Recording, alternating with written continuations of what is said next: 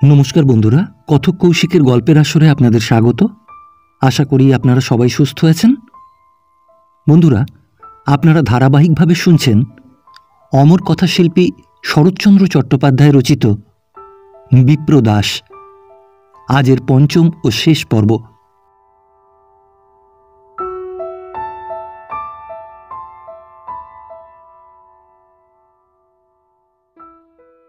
বৌদি, করছো কি? বাইরে থেকে দ্বিজদাসের আর এক দফা তাগাদা এলো। যাচ্ছি ভাই, হয়েছে বলে সতী তাড়াতাড়ি বের হয়ে পড়ল। স্টেশন থেকে দ্বিজদাস যখন একাকী ফিরে এলো তখন সন্ধ্যা উত্তীর্ণ হয়েছে।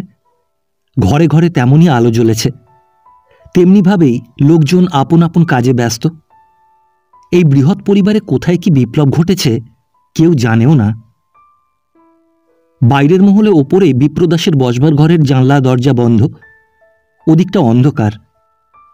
এমন কতদিনই আলো জ্বলে না। বিপ্রদাস থাকেন কলকাতায়, অভাবনীয় কিছুই নয়। সিঁড়ির বাঁ দিকের ঘরটায় থাকে অশোক। জানলা দিয়ে চোখে পড়ল ইজি চেয়ারে পা ছড়িয়ে বাতির আলোকে সে নিবিষ্ট চিত্তে কি একখানা বই পড়ছে। কলেজ কামাই করে অক্ষয়বাবু আজও আছেন। তার ঘরটা শেষের দিকে।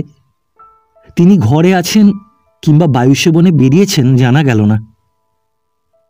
মোটর থেকে প্রাঙ্গণে পা দিয়েই দ্বিজদাসের চোখে পড়েছিল ত্রিতলের লাইব্রেরি ঘরটা। সন্ধ্যার পরে এ ঘরটা প্রায় থাকে অন্ধকার। আজ কিন্তু খোলা জানলা দিয়ে আলো আসছে। তার সন্দেহ রইল না এখানে আছে বন্দনা, বই পড়তে নয়, চোখ মুছতে। লোকের সংস্রব থেকে আত্মরক্ষা করতে সে এই নির্জনে আশ্রয় নিয়েছে।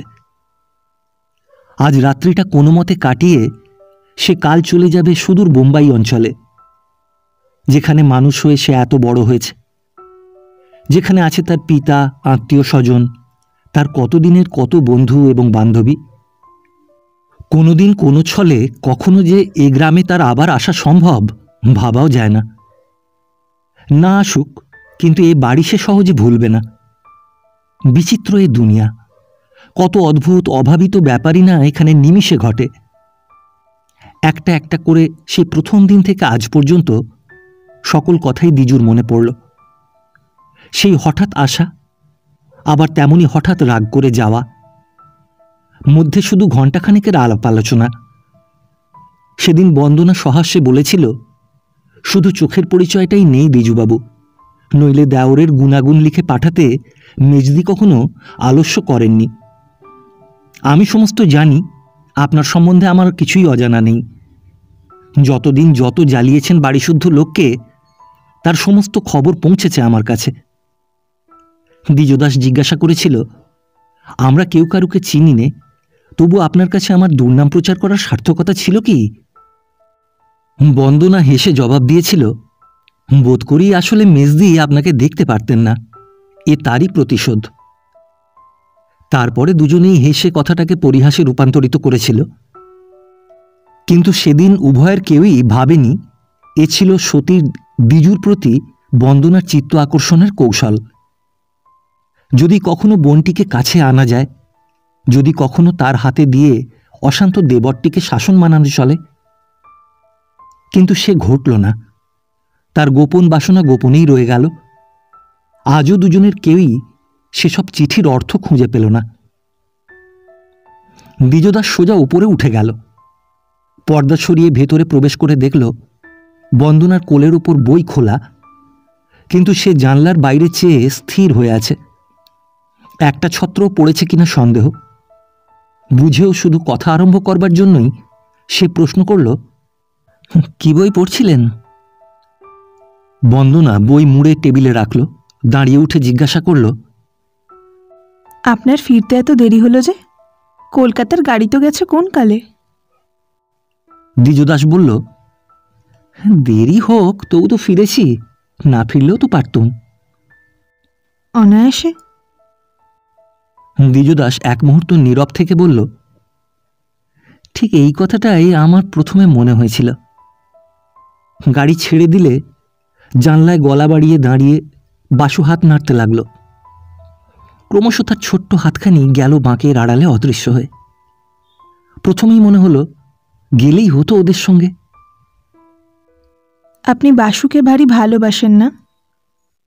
দ্বিজদাস একটু ভেবে বলল, দেখুন, জবাব দেব কি, এসব জিনিসের আমি বোধহয় স্বরূপই জানি না। প্রকৃতিটা এত রুক্ষ, এত নিরস যে দুদণ্ডেই সমস্ত উবে গিয়ে শুকনো বালি আবার তেমনই ধু ধু করে। প্ল্যাটফর্মে দাঁড়িয়ে চোখে একবার জল এলো, কিন্তু তখনই আবার আপনিই শুকোলো, বাষ্পের চিহ্নও রইল না। এ এক প্রকার ভগবানের আশীর্বাদ। দ্বিজদাস বলতে লাগলো, কি জানি, হতেও পারে। অথচ এই বাসুর ভয়েই মা কাল থেকে ঘরে দৌড় দিয়ে আছেন, নইলে দাদার জন্যেও না, বৌদিদির জন্যও না। মা ভাবেন বাসুকে বুঝি তিনি মানুষ করেছেন, কিন্তু হিসেব করলে দেখতে পাবেন ওর বয়সের অর্ধেক কাল কেটেছে ওর তীর্থবাসে। তখন কার কাছে থাকতো? আমার কাছে। টাইফয়েড জ্বরে কে জেগেছে 60 দিন? আমি। আজ যাবার সময় কে দিলে সাজিয়ে? আমি। ওর জামা কাপড় থাকে আমার আলমারিতে, ওর বই স্লেটের জায়গা হলো আমার টেবিল, ওর শোবার বিছানা আমার খাটে। মা টানাটানি করে নিয়ে যান, কিন্তু কত রাতে ঘুম ভেঙেও পালিয়ে এসেছে আমার ঘরে।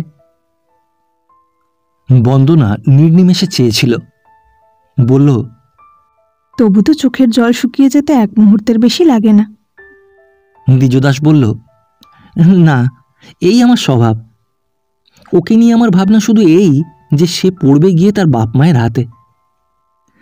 আপনি বলবেন, জগতে এই তো স্বাভাবিক, এতে ভয়ের কি আছে? কিন্তু স্বাভাবিক বলেই বিপদ হয়েছে এই যে এত বড় উল্টো কথাটা মানুষকে আমি বোঝাবো কি করে? বন্দনা একথা বলল না যে বোঝাবার প্রয়োজনই বা কি। অন্য পক্ষে বাপ মায়ের বিরুদ্ধে এত বড় অভিযোগ সত্য বলে বিশ্বাস করাও তার কঠিন, বিশেষত বিপ্রদাসের বিরুদ্ধে। কিন্তু কোনো তর্ক না করে সে নীরব হয়েই রইল। পরক্ষণে বক্তব্য স্পষ্টতর করতে দ্বিজদাস নিজেই বলল, একটা সান্ত্বনা বৌদি রইলেন কাছে, নইলে দাদার হাতে দিয়ে আমার তিলার্ধ শান্তি থাকত না। আপনি তো নির্বিকার, বাসুর ভালো মন্দ নিয়ে আপনার মাথা ব্যথা কিসের? যা হয় তা হোক না। শুনে দ্বিজদাসের মুখের ওপর সুতীক্ষ্ণ বেদনার ছায়া পড়ল, কিন্তু সে মৌন হয়ে রইল। বন্দনা বলল, দাদার প্রতি গভীর বিশ্বাস ও শ্রদ্ধার কথা একদিন আপনার নিজের মুখে শুনেছিলাম। সেও কি ওই চোখের জলের মতো এক নিমিষে শুকিয়ে গেল? কিংবা যে লোক নিজের দোষে সর্বশান্ত হয় তাকে বিশ্বাস করা চলে না, এই কি অবশেষে বলতে চান? দ্বিজদাস বিস্ময় ও ব্যথায় অভিভূত চোখে ক্ষণকাল তার প্রতি চেয়ে রইল। তারপরে দুহাত এক করে ললাট স্পর্শ করে ধীরে ধীরে বলল, না, সে আমি বলিনি। আমি বলছিলাম তৃষ্ণার জলের জন্যে মানুষের সমুদ্রের কাছে গিয়ে যেন হাত না পাতে। কিন্তু দাদার সম্বন্ধে আর আলোচনা নয়, বাইরের লোকে তা বুঝবে না। এ কথায় বন্দনা অন্তরে অত্যন্ত আহত হল, কিন্তু প্রতিবাদেরও কিছু খুঁজে না পেয়ে স্তব্ধ হয়ে রইল। দ্বিজদাস একেবারে অন্য কথা পারল, জিজ্ঞাসা করল, আপনি কি কালই বোম্বাই যাবেন? হ্যাঁ। অশোকবাবুই নিয়ে যাবেন? হ্যাঁ, তিনি। বোম্বাই মেল এখান থেকে বেশি রাতে যায়। কাল আপনাদের আমি স্টেশনে পৌঁছে দিয়ে আসব, কিন্তু দিনের বেলায় থাকতে পারবো না, একটু কাজ আছে। বাবাকে একটা তার করে দেবেন। আচ্ছা। মিনিট দুই নীরব থেকে ইতস্তত করে দ্বিজদাস বলল, একটা কথা আপনাকে জিজ্ঞাসা করব প্রায় ভাবি, কিন্তু নানা কারণে দিন বয়ে যায়, জিজ্ঞেস করা আর হয় না। কাল চলে যাবেন, সময় আর পাবো না, যদি রাগ না করেন তো বলি। বলুন। দেরি হতে লাগলো। বন্দনা বলল, রাগ করব না, আপনি নির্ভয় বলুন। কলকাতায় বাড়ি থেকে মা একদিন রাগ করে বৌদিদিকে নিয়ে হঠাৎ চলে এলেন, আপনার মনে পড়ে? পরে। কারণ না জেনে আপনি আশ্চর্য হয়ে গেলেন। মন খুব খারাপ ছিল। আমার ঘরে এসে সেদিন একটা কথা বলেছিলেন যে আমাকে আপনার ভালো লাগে, মনে পড়ে? পড়ে, কিন্তু খুব লজ্জার সঙ্গেই মনে পড়ে। সে কথার মূল্য কিছু নেই? না। দ্বিজদাস ক্ষণকাল স্তব্ধ থেকে বলল, আমিও তাই ভাবি, ওর মূল্য কিছু নেই। একটু পরে বলল, বৌদি বলছিলেন আপনার মাসির ইচ্ছে অশোকের সঙ্গে আপনার বিবাহ হয়, সে কি স্থির হয়ে গেছে? এ আমাদের পারিবারিক কথা, বাইরের লোকের সঙ্গে এ আলোচনা চলে না। আলোচনা তো নয়, শুধু একটা খবর। বন্দনা তিক্ত কণ্ঠে বলল, আপনার সঙ্গে এমন কোনো আত্মীয় সম্বন্ধ নেই যাতে এ প্রশ্ন আপনি করতে পারেন। দ্বিজবাবু, আপনি শিক্ষিত লোক, এ কৌতূহল আপনার লজ্জাকর। শুনে দ্বিজদাস সত্যিই লজ্জা পেল, তার মুখ ম্লান হয়ে গেল। বলল, আমার ভুল হয়েছে বন্দনা, স্বভাবত আমি কৌতূহলী নই, পরের কথা জানবার লোভ আমার খুব কম। কিন্তু কি করে জানি নে, আমার মনে হতো যে কথা সংসারে কাউকে বলতে পারি নে, আপনাকে পারি। যে বিপদে কাউকে ডাকা চলে না, আপনাকে চলে। আপনি। তার কথার মাঝখানেই বন্দনা হেসে বলল, কিন্তু এই যে বললেন দাদার আলোচনা বাইরের লোকের সঙ্গে আপনি করতে চান না, আমি তো পর, একেবারে বাইরের লোক। তাই যদি হয়, তবু আপনি বা কেন তার সম্বন্ধে আমাকে অশ্রদ্ধার খোঁটা দিলেন? জানেন না কি হচ্ছে আমার? দীপালোকে স্পষ্ট দেখা গেল তার চোখের কোণ দুটো অশ্রুবাষ্পে ছলছল করে এসেছে। মৈত্রী ঘরে ঢুকল, বলল, দ্বিজুবাবু, আপনি কখন বাড়ি এলেন? আমরা তো কেউ জানতে পারিনি। দ্বিজদাস ফিরে দাঁড়ালো, বলল, জানবার খুব দরকার হয়েছিল নাকি? বেশ কথা, আপনি কাল খাননি, আজ খাননি, এ আর কেউ না জানুক, আমি জানি। চলুন মার ঘরে। কিন্তু মার দরজা তো বন্ধ। বন্ধই ছিল, কিন্তু আমি ছাড়িনি। মাথা খোঁড়াখুঁড়ি করে দোর খুলিয়েছি, তাকে স্নান করিয়েছি, আহ্নিক করিয়েছি, জোর করে দুটো ফল মুখে গুঁজে দিয়ে খাইয়ে তবে ছেড়েছি। বলছিলেন দ্বিজু না খেলে খাবেন না। বললাম, সে হবে না মা, আপনার এই আদেশ আমি মানতে পারবো না। কিন্তু তখন থেকে আমরা সবাই আপনার পথ চেয়ে আছি। চলুন, আপনার খাবার রেখে এসেছি মার ঘরে। দ্বিজদাস অবাক হয়ে রইল, এর এত কথা সে পূর্বে শোনেনি। বলল, চলুন। মৈত্রেয়ী বন্দনাকে উদ্দেশ্য করে বলল, আপনিও আসুন, মা আপনাকে ডাকছেন। এই বলে সে দ্বিজদাসকে এক প্রকার গ্রেপ্তার করে নিয়ে গেল। সকলের পেছনে গেল বন্দনা। নিজের ঘরের মধ্যে দয়াময়ী ছিলেন বিছানায় শুয়ে। অনুজ্জ্বল দীপালোকে তাঁর শোকাচ্ছন্ন মুখের প্রতি চাইলে ক্লেশ বোধ হয়। পরিস্ফীত দুই চোখ আরক্ত, সদ্যস্নাত আর্দ্র কেশগুলি আলুথালু বিপর্যস্ত। শিয়রে বসে কল্যাণী হাত বুলিয়ে দিচ্ছিল। অন্যদিকে একটা চেয়ারে শশধর, দূরে আর একটা চেয়ারে বসে অক্ষয়বাবু।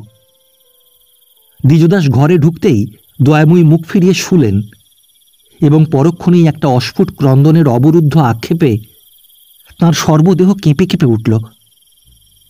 বন্দনা নীরবে ধীরে ধীরে গিয়ে তাঁর পায়ের কাছে বসল। এত বড় ব্যথার দৃশ্য বোধ করি সে কখনো কল্পনা করতেও পারত না। বহুক্ষণ পর্যন্ত সকলেই নির্বাক। এই স্তব্ধতা ভঙ্গ করে প্রথমে কথা বলল শশধর। বলল, কাল থেকে শুনছি না খেয়েই আছো, যা হোক দুটো মুখে দাও। দ্বিজদাস বলল, হ্যাঁ। মেঝের ওপর ঠাঁই করে মৈত্রেয়ী সযত্নে খাবার গুছিয়ে দিচ্ছিল। সেই দিকে চেয়ে শশধর পুনশ্চ বলল, তা তোমার ফিরতে এত দেরি হলো যে? তা গেলেন তো সেই 2:30-এর গাড়িতে।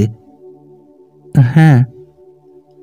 শশধর একটুখানি হাসির ভান করে বলল, অথচ কলকাতার বাড়িটা তো শুনেছি তোমার।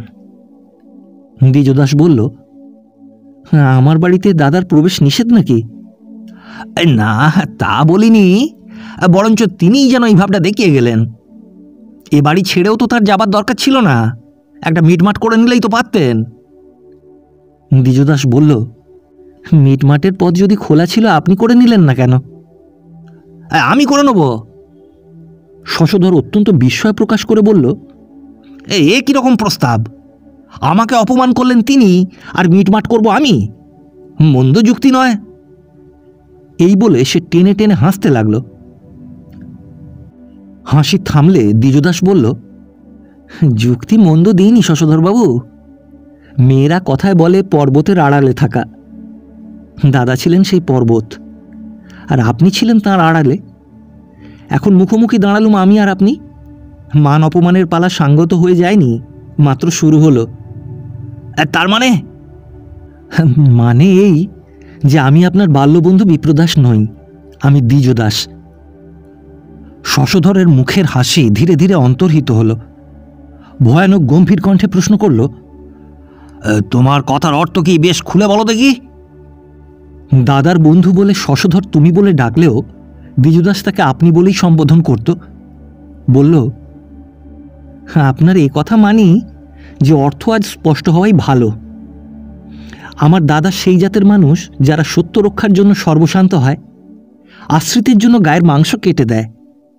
ওদের আদর্শ বলে কি এক অদ্ভুত বস্তু আছে, যার জন্য পারে না এমন কাজ নেই। ওরা এক ধরনের পাগল, তাই এই দুর্দশা। কিন্তু আমি নিতান্ত সাধারণ মানুষ, আপনার সঙ্গে বেশি প্রভেদ নেই। ঠিক আপনার মতোই আমার হিংসে আছে, ঘৃণা আছে, প্রতিশোধ নেবার শয়তানি বুদ্ধি আছে। সুতরাং দাদাকে ঠকিয়ে থাকলে আপনাকেও ঠকাবো, তার নাম জাল করে থাকলে স্বচ্ছন্দে আপনাকে জেলে পাঠাবো।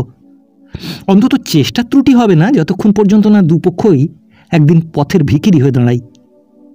বিজ্ঞজনের মুখে শুনি এমনই নাকি এর পরিণতি। তাই হোক। শশধর উচ্চৈস্বরে বলে উঠল, মা শুনছেন আপনার দ্বিজুর কথা? ওর যা মুখে আসে বলতে বারণ করে দিন। দ্বিজদাস বলল, মাকে নালিশ জানিয়ে লাভ নেই শশধরবাবু। উনি জানেন আমি বিপিন নই। মাতৃবাক্য দ্বিজুর বেদবাক্য নয়। দ্বিজু তাল ঠুকে স্পর্ধার অভিনয় করে না, এ কথা মা বোঝেন। কারো মুখে কথা নেই। উভয়ের অকস্মাৎ এইরূপ বাদ প্রতিবাদ যেন সম্পূর্ণ অভাবিত। বিস্ময় ও ভয় সকলেই স্তব্ধ হয়ে গিয়েছিল। শশধর বুঝল এ পরিহাস নয়, অতিশয় কঠোর সংকল্প।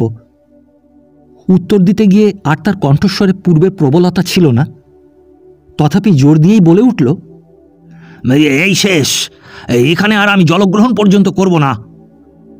দ্বিজদাস বলল, কি করে করছিলেন এতক্ষণ? এই তো আশ্চর্য শশধরবাবু। কল্যাণী কেঁদে বলল, ছোটদা, অবশেষে তুমিই কি আমাদের মারতে চাও? মায়ের পেটের ভাই তুমিই করবে আমাদের সর্বনাশ। তুই ভাবিস চোখের জল ফেলে বারবার এড়ানো যায় সর্বনাশ? কোথাও বিচার হবে না, তোদেরই হবে বারংবার জিত। দাদা নেই বটে, তবুও খেতে যখন পাবি নে আসিস আমার কাছে, তখন তোর কান্না শুনব, এখন নয়। দয়াময়ী নিঃশব্দে অনেক শুয়েছিলেন, আর পারলেন না, চিৎকার করে উঠলেন, দ্বিজু, তুই যা এখান থেকে। এমনি করে গালিগালাজ করতে কি বিপিন তোরে শিখিয়ে দিয়ে গেল? কে শিখিয়ে দিয়ে গেল বলছো? বিপিন? হ্যাঁ, সেই, নিশ্চয়ই সে। দ্বিজদাসের ওষ্ঠাধর মুহূর্তের জন্য কুঞ্চিত হয়ে উঠল। বলল, আমি যাচ্ছি, কিন্তু মা নিজেকে অনেক ছোট করেছ, আর ছোট করো না।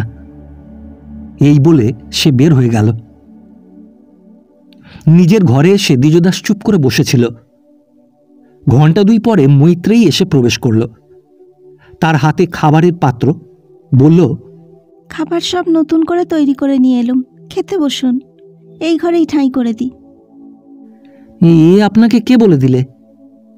কেউ না, কাল থেকে আপনি খাননি সে কি আমি জানি নে? এত লোকের মধ্যে আপনার জানার প্রয়োজন? মৈত্রেয়ী মাথা হেঁট করে নীরবে দাঁড়িয়ে রইল। জবাব না পেয়ে দ্বিজদাস বলল, আচ্ছা, ওইখানে রেখে যান, এখন খিদে নেই, যদি হয় পরে খাবো। মৈত্রেয়ী ঘরের একধারে আসন পেতে খাবার রেখে সমস্ত সযত্নে ঢাকা দিয়ে চলে গেল। পিড়াপিড়ি করল না, বলল না যে ঠান্ডা হয়ে গেলে খাওয়ার অসুবিধা হবে। রাত্রি বোধ করি তখন 12টা বেজেছে। দ্বিজদাস চেয়ার ছেড়ে উঠল। সামান্য কিছু খেয়ে শুয়ে পড়বে এই মনে করে হাত মুখ ধুতে বাইরে এসে দেখল দ্বারের বাইরে কে একজন বসে আছে। বারান্দার স্বল্প আলোকে চিনতে না পেরে জিজ্ঞাসা করল, কে? আমি মৈত্রেয়ী। দ্বিজদাসের বিস্ময়ের সীমা রইল না। বলল, এই এত রাতে আপনি এখানে কেন?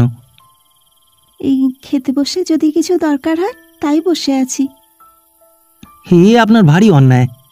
একে তো প্রয়োজন নেই, আর যদি বা হয় বাড়িতে আর কি কেউ নেই? মৈত্রেয়ী মৃদু কণ্ঠে বলল, কদিনের নিরন্তর পরিশ্রমে সকলেই ক্লান্ত, কেউ জেগে নেই, সবাই ঘুমিয়ে পড়েছে। হ্যাঁ, আপনি নিজেও তো কম খাটেননি, তবে ঘুমোলেন না কেন? মৈত্রেয়ী উত্তর দিল না, চুপ করে রইল।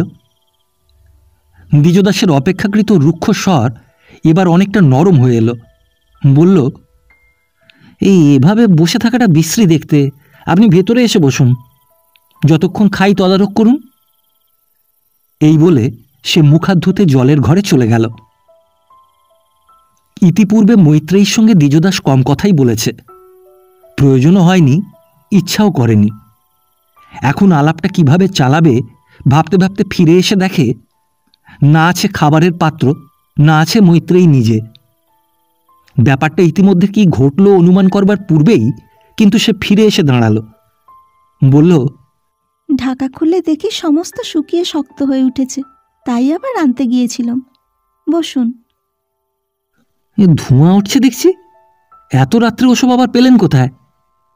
ঠিক করে রেখে এসেছিলাম, যখনই বললেন খেতে দেরি হবে তখনই জানি এসব না রাখলে হয়তো খাওয়াই হবে না।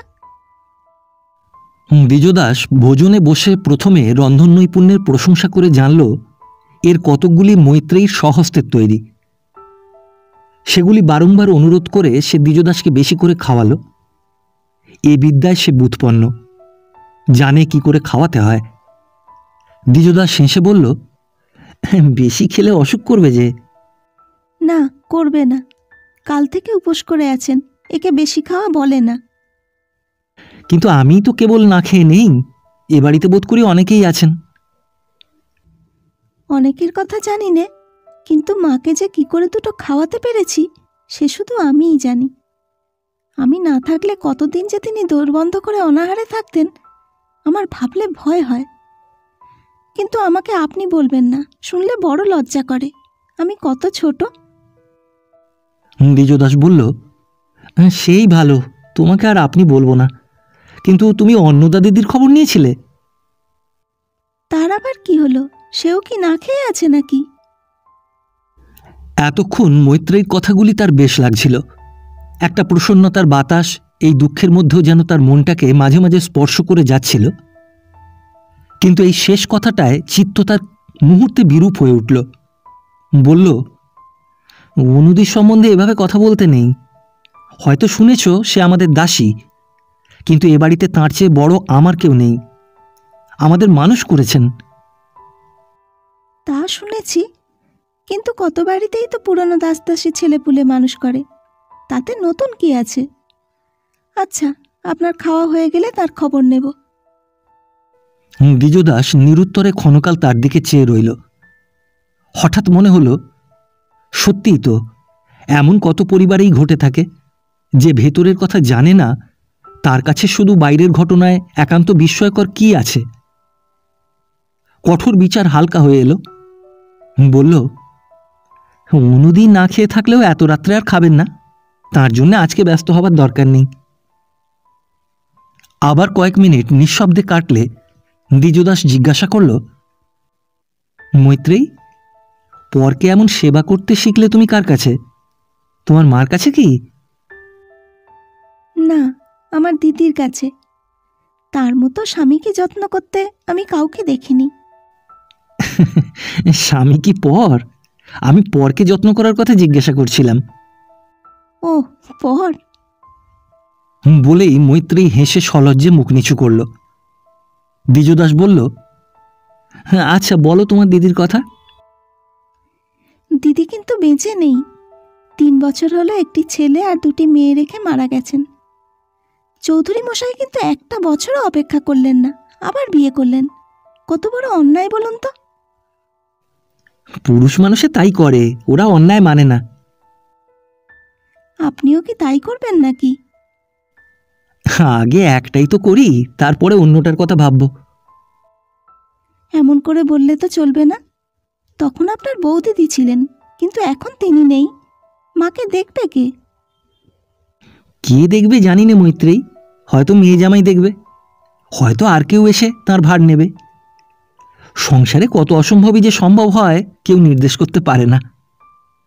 আমাদের কথা থাক, তোমার নিজের কথা বলো। কিন্তু আমার নিজের কথা তো কিছু নেই। কিছুই নেই? একেবারে কিচ্ছু নেই? মৈত্রেয়ী প্রথমে একটু জড়সড় হয়ে পড়ল, তারপর একটু হেসে বলল, ও, আমি বুঝেছি। আপনি চৌধুরী মশাইয়ের কথা কারো কাছে শুনেছেন বুঝি?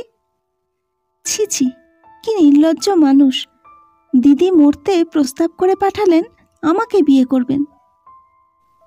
তারপরে? চৌধুরী মশাইয়ের অনেক টাকা, বাবা মা দুজনেই রাজি হয়ে গেলেন। বললেন আর কিছু না হোক, লীলার ছেলে মেয়েগুলো মানুষ হবে। যেন সংসারে আমার আর কিচ্ছু কাজ নেই দিদির ছেলে মানুষ করা ছাড়া। বললুম, ও কথা তোমরা মুখে আনলে আমি গলায় দড়ি দেব। কেন এত আপত্তি তোমার কিসের? আপত্তি হবে না? জগতে এত বড় অশান্তি আর কিছু আছে নাকি? এ কথা তোমার সত্যি নয়। জগতে সকল ক্ষেত্রেই অশান্তি আসে না মৈত্রেয়ী। আমার মা দাদাকে মানুষ করেছিলেন।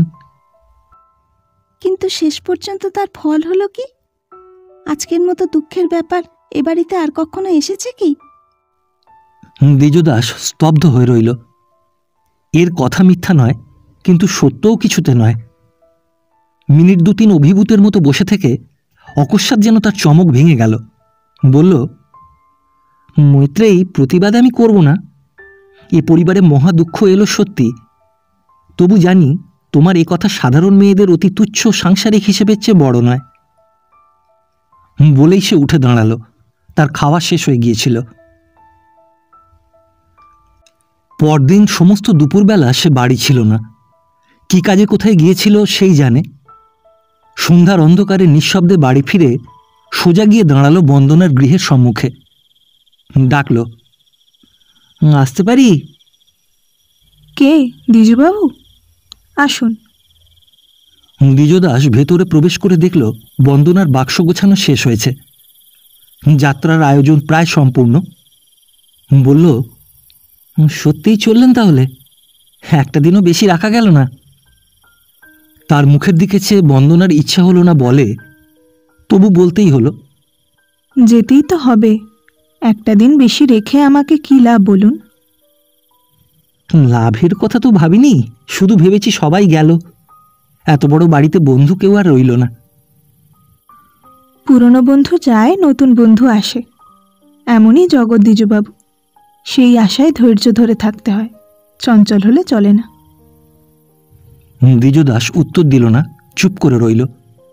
বন্দনা বলল, সময় বেশি নেই, কাজের কথা দুটো বলে নি। শুনেছেন বোধহয় শশধরবাবু কল্যাণীকে নিয়ে চলে গেছেন? না, শুনিনি, কিন্তু অনুমান করেছিলাম।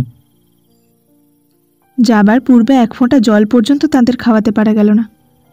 দুজনেই এসে মাকে প্রণাম করে বললেন, আমরা চললুম। মা বললেন, এসো। তারপরে অন্যদিকে মুখ ফুরিয়ে রইলেন। এই বলে বন্দনা নীরব হল। যে কারণে তার যাওয়া, যে সকল কথা মায়ের সম্মুখে দ্বিজু গতরাত্রে বলেছিল, তার উল্লেখ মাত্র করল না। কয়েক মুহূর্ত মৌন থেকে পুনশ্চ বলল, মা ভারী ভেঙে পড়েছেন। দেখলে মায়া হয়, লজ্জায় কারো কাছে যেন মুখ দেখাতে পারেন না। মৈত্রেয়ী ওর যে সেবা করেছে, বোধহয় আপন মেয়েতে তা পারে না। মা সুস্থ হয়ে যদি ওঠেন, সে শুধু ওর যত্নে। মেয়েটি বেশ ভালো, কিছুদিন ওকে ধরে রাখবার চেষ্টা করবেন, এই আমার অনুরোধ। তাই হবে। দ্বিজবাবু, যাবার আগে আরেকটি অনুরোধ করে যাব। করুন। আপনাকে বিয়ে করতে হবে। কেন? এই বৃহৎ পরিবার নইলে ছিন্ন ভিন্ন হয়ে যাবে। আপনাদের অনেক ক্ষতি হলো জানি, কিন্তু যা রইল সেও অনেক। আপনাদের কত দান, কত সৎ কাজ, কত আশ্রিত পরিজন, কত দিনদরিদ্রের অবলম্বন আপনারা। আর সে কি শুধু আজ, কত দীর্ঘকাল ধরে এই ধারা বয়ে চলেছে আপনাদের পরিবারে, কোনো দিন বাধা পায়নি। সে কি এখন বন্ধ হবে? দাদার ভুলে যা গেল সে ছিল বাহুল্য, সে ছিল প্রয়োজনের অতিরিক্ত। যাক, সে যা রেখে গেলেন শান্ত মনে তাকেই যথেষ্ট বলে নিন। সেই অবশিষ্ট আপনার অক্ষয় অজস্র হোক। প্রতিদিনের প্রয়োজনে ভগবান অভাব না রাখুন। আজ বিদায় নেবার পূর্বে তার কাছে এই প্রার্থনা জানাই। দ্বিজদাসের চোখে জল এসে পড়ল। বন্দনা বলতে লাগল, আপনার বাবা অখণ্ড ভরসায় দাদার ওপর সর্বস্ব রেখে গিয়েছিলেন, কিন্তু তা রইল না। পিতার কাছে অপরাধী হয়ে রইলেন। কিন্তু সেই ত্রুটি যদি দৈন্য এনে তাদের পুণ্যকর্ম বাধাগ্রস্ত করে, কোনো দিন মুখুজ্জেমশাই নিজেকে সান্ত্বনা দিতে পারবেন না। এই অশান্তি থেকে তাকে আপনার বাঁচাতে হবে। দ্বিজদাস অশ্রু সংবরণ করে বলল, দাদার কথা এমন করে কেউ ভাবেনি বন্দনা, আমিও না। এ কি আশ্চর্য! ভাগ্য ভালো যে বাতিদানের ছায়ার আড়ালে সে বন্দনার মুখের চেহারা দেখতে পেল না। বলল, দাদার জন্যে সকল দুঃখই নিতে পারি, কিন্তু তার কাজের বোঝা বইব কি করে? সাহস পাইনি যে। সেই সব দেখতেই আজ বেরিয়েছিলুম।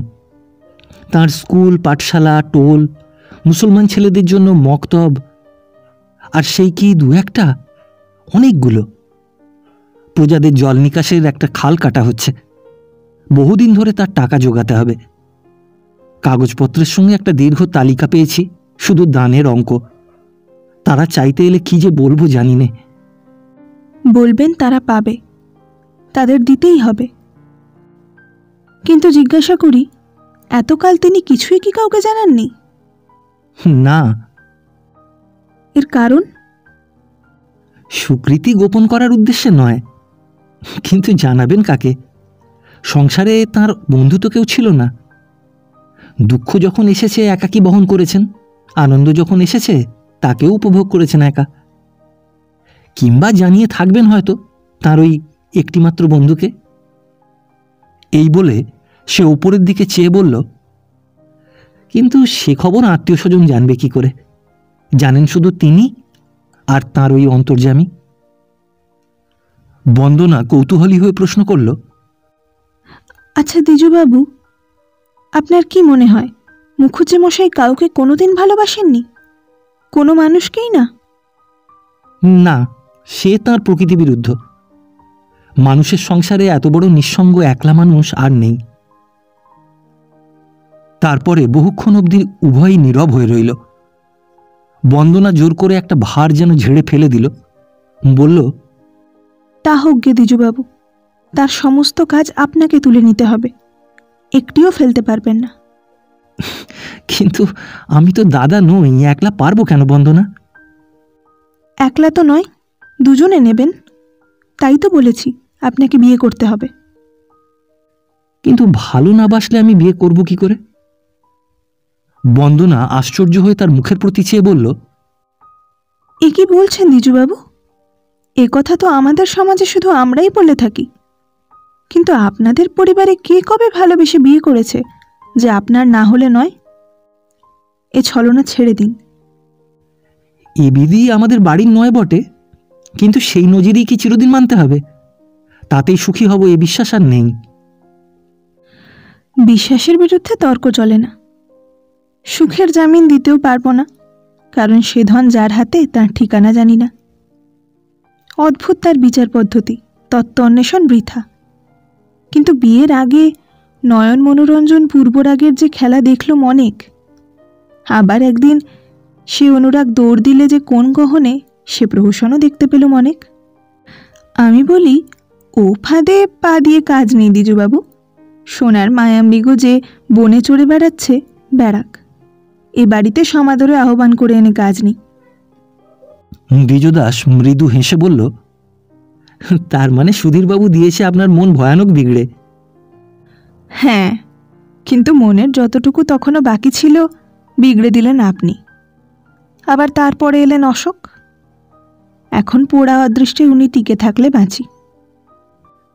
উনি টিকে? অশোক? তাকে আপনার ভয়টা কিসের? ভয়টা এই যে তিনিও হঠাৎ ভালোবাসতে শুরু করেছেন। কেউ ভালোবাসার ধার দিয়েও যাবে না, এই বুঝি আপনার সংকল্প? হ্যাঁ, এই আমার প্রতিজ্ঞা। বিয়ে যদি কখনো করি, মস্ত সুখের আশায় যেন মস্ত বিড়ম্বনায় না পা দিই। তাই অশোকবাবুকে কাল সতর্ক করে দিয়েছি, আমাকে ভালোবাসলেই আমি ছুটি পালাবো। শুনে তিনি কি বললেন? বললেন না কিছুই, শুধু দু চোখ মেলে চেয়ে রইলেন। দেখে বড় দুঃখ হলো দ্বিজবাবু। দুঃখ যদি সত্যি হয়ে থাকে তো আজও আশা আছে, কিন্তু জানবেন এসব শুধু মাসির বাড়ির ঘোরতর প্রতিক্রিয়া, শুধু সাময়িক। অসম্ভব নয়, হতেও পারে, কিন্তু শিখলুম অনেক। ভাবি ভাগ্যে এসেছিলাম কলকাতায়, নইলে কত জিনিস তো অজানা থেকে যেত। দ্বিজদাস কিছুক্ষণ চুপ করে থেকে বলল, বেশি সময় আর নেই, এবার শেষ উপদেশ আমাকে দিয়ে যান, কি আমাকে করতে হবে? বন্দনা পরিহাসের ভঙ্গিতে মাথাটা কয়েকবার নাড়িয়ে বলল, উপদেশ চাই? সত্যিই চাই নাকি? হ্যাঁ, সত্যিই চাই। আমি দাদা নই, আমার বন্ধুর প্রয়োজন, উপদেশের প্রয়োজন। বিবাহ করতে আমাকে বলে গেলেন, তাই করব আমি। কিন্তু ভালোবাসা না পাই, বন্ধুত্ব না পেলে যত ভার দিয়ে গেলেন আমি বইব কি করে? দ্বিজুর মুখে পরিহাসের আভাস মাত্র নেই। এ কণ্ঠস্বর বন্দনাকে বিচলিত করল। বলল, ভয় নেই দ্বিজবাবু, বন্ধু আসবে। সত্যিকার প্রয়োজনে ভগবান তাকে আপনার দোরগোড়ায় পৌঁছে দিয়ে যাবেন, এ বিশ্বাস রাখবেন। প্রত্যুত্তরে দ্বিজু কি একটা বলতে গেল, কিন্তু বাধা পড়ল। বাইরে থেকে মৈত্রেয়ী সাড়া পাওয়া গেল। দ্বিজুবাবু আছেন এ ঘরে? মা একবার আপনাকে ডাকছেন। দ্বিজু উঠে দাঁড়ালো, বলল, 12টায় গাড়ি, 11:30টায় বার হতে হবে, ঠিক সময় এসে ডাক দেব, মনে থাকে যেন। এই বলে ব্যস্ত হয়ে সে বেরিয়ে গেল। বন্দনার নির্বিঘ্নে বোম্বাই পৌঁছানো সংবাদের উত্তরে দিন কয়েক পরে দ্বিজদাসের কাছ থেকে জবাব এসেছিল যে সে নানা কাজে ব্যস্ত থাকায় যথাসময়ে চিঠি লিখতে পারেনি। বন্দনা নিজের চোখে যেমন দেখে গেছে সমস্ত তেমনি চলছে। বিশেষ করে জানাবার কিছু নেই। মৈত্রেয়ীর পিতা কলকাতায় ফিরে গেছেন, কিন্তু সে নিজে এখনো এ বাড়িতেই আছে। মায়ের সেবা যত্নে তার ত্রুটি ধরবার কিছু নেই। সংসারের ভারও তারই ওপরে পড়েছে, ভালোই চালাচ্ছে। বাড়ির সকলেই তার প্রতি খুশি। দ্বিজদাসের নিজের পক্ষ থেকেও আজও অভিযোগের কারণ ঘটেনি। পরিশেষে বন্দনা ও তার পিতার শুভকামনা করে ও যথাবিধি নমস্কারাদি জানিয়ে সে পত্র সমাপ্ত করেছে। এরপরে 3 মাসেরও অধিক সময় কেটেছে, কিন্তু কোনো পক্ষ থেকেই আর পত্রাদির আদান প্রদান হয়নি। বিপ্রদাসের, মেজদিদির, বাসুর সংবাদ জানতে মাঝে মাঝে বন্দনার মন উতলা হয়ে উঠেছে, কিন্তু জানবার উপায় খুঁজে পায়নি। নিজে থেকে তারা আজও খবর দেননি। কোথায় আছেন, কেমন আছেন, সমস্তই অপরিজ্ঞাত।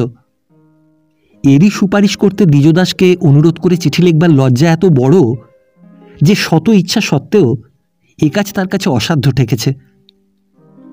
এখন বলরামপুরের স্মৃতির তীক্ষ্ণতা ও বেদনার তীব্রতা দুই অনেক লঘু হয়ে গেছে, কিন্তু সেখান থেকে চলে আসার পরে সে প্রায় ভেঙে পড়বার উপক্রম করেছিল।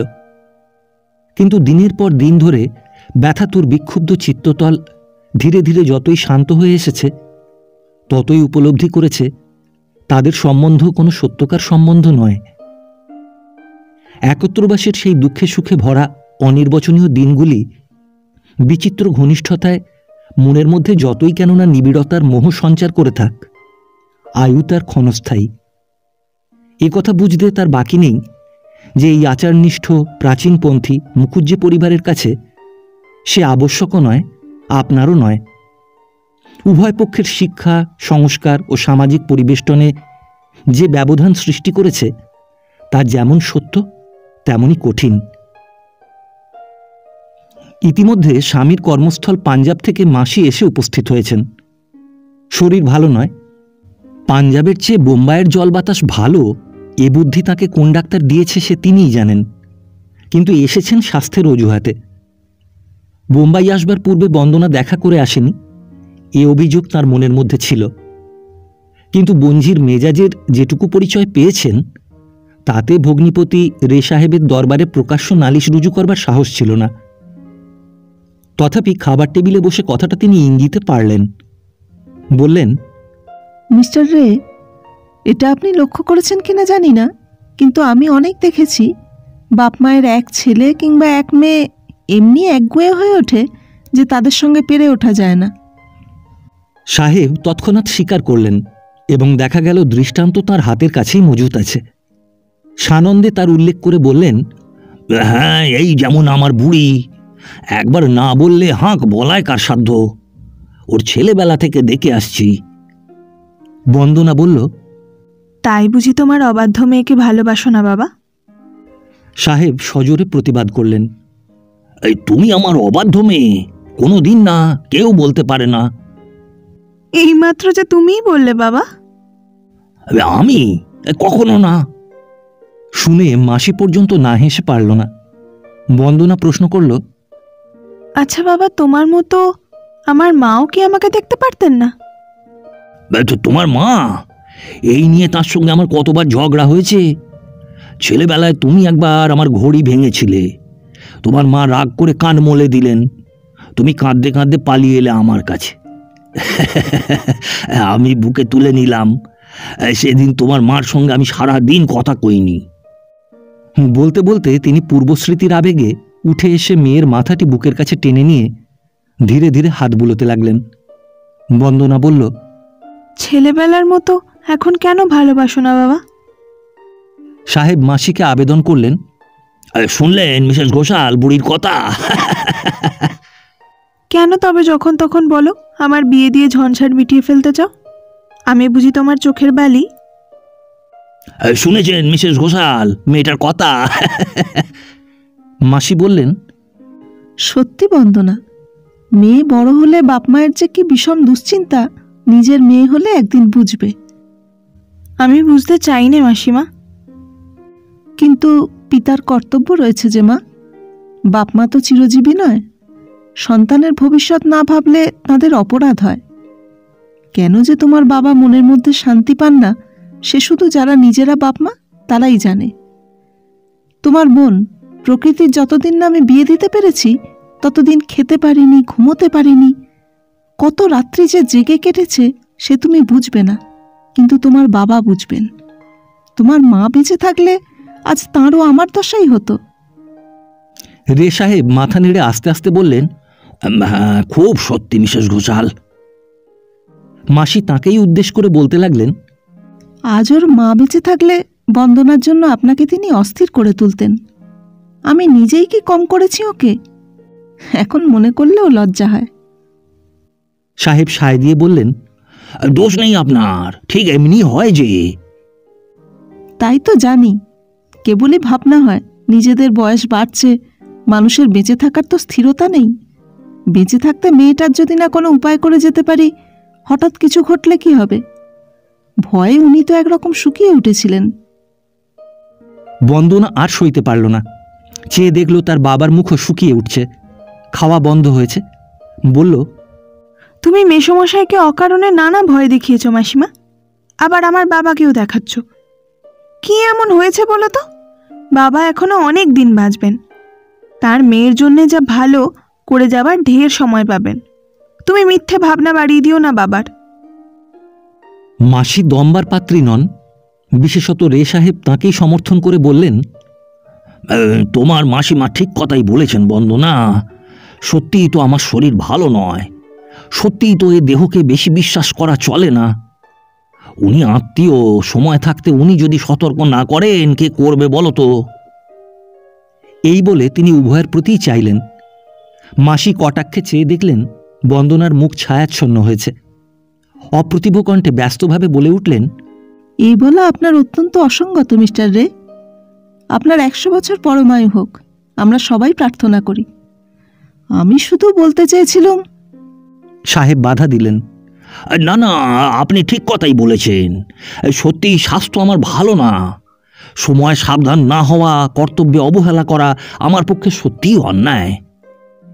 বন্দনা গূঢ় ক্রোধ দমন করে বলল, আজ বাবার খাওয়া হবে না মাসিমা। মাসি বললেন, থাক এসব আলোচনা মিস্টার রে, আপনার খাওয়া না হলে আমি ভারী কষ্ট পাবো। সাহেবের আহারে রুচি চলে গিয়েছিল, তথাপি জোর করে তিনি এক টুকরো মাংস কেটে মুখে পুরলেন। অতঃপর খাওয়ার কার্য কিছুক্ষণ ধরে নীরবেই চলল। সাহেব প্রশ্ন করলেন, জামাইয়ের প্র্যাকটিস কিরকম হচ্ছে মিসেস ঘোষাল? এই তো আরম্ভ করেছেন, শুনতে পাই মন্দ না। আবার কিছুক্ষণ নিঃশব্দে কাটলে তিনি মুখের গ্রাসটা গিলে নিয়ে বললেন, প্র্যাকটিস যাই হোক মিস্টার রে, আমি এইটাই খুব বড় মনে করি নে। আমি বলি তার চেয়েও ঢের বড় মানুষের চরিত্র। সে নির্মল না হলে কোনো মেয়েই কোনোদিন যথার্থ সুখী হতে পারে না। তাতে আর সন্দেহ আছে কি?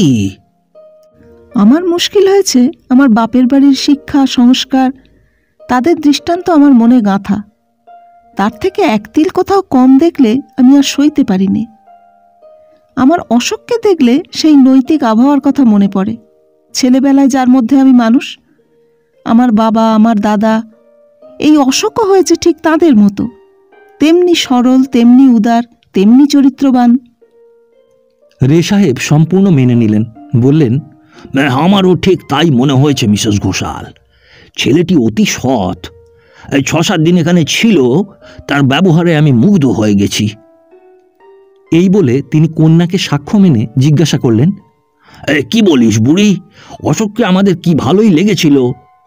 যেদিন চলে গেল আমার তো সমস্ত দিন মন খারাপ হয়ে রইল। বন্দনা স্বীকার করে বলল, হ্যাঁ বাবা, চমৎকার মানুষ, যেমন বিনয়ী তেমনি ভদ্র। আমার তো কোনো অনুরোধে কখনো না বলেননি। আমাকে বোম্বাই তিনি না পৌঁছে দিলে আমার বিপদ হতো। আর একটা জিনিস বোধহয় লক্ষ্য করেছ বন্দনা, ওর স্নবরই নেই, যেটি আজকালকার দিনে দুঃখের সঙ্গেই বলতে হয় আমাদের মধ্যে অনেকেরই দেখতে পাওয়া যায়। বন্দনা সহাস্যে বলল, তোমার বাড়িতে কোনো স্নবের দেখা তো কোনোদিন পাইনি মাসিমা।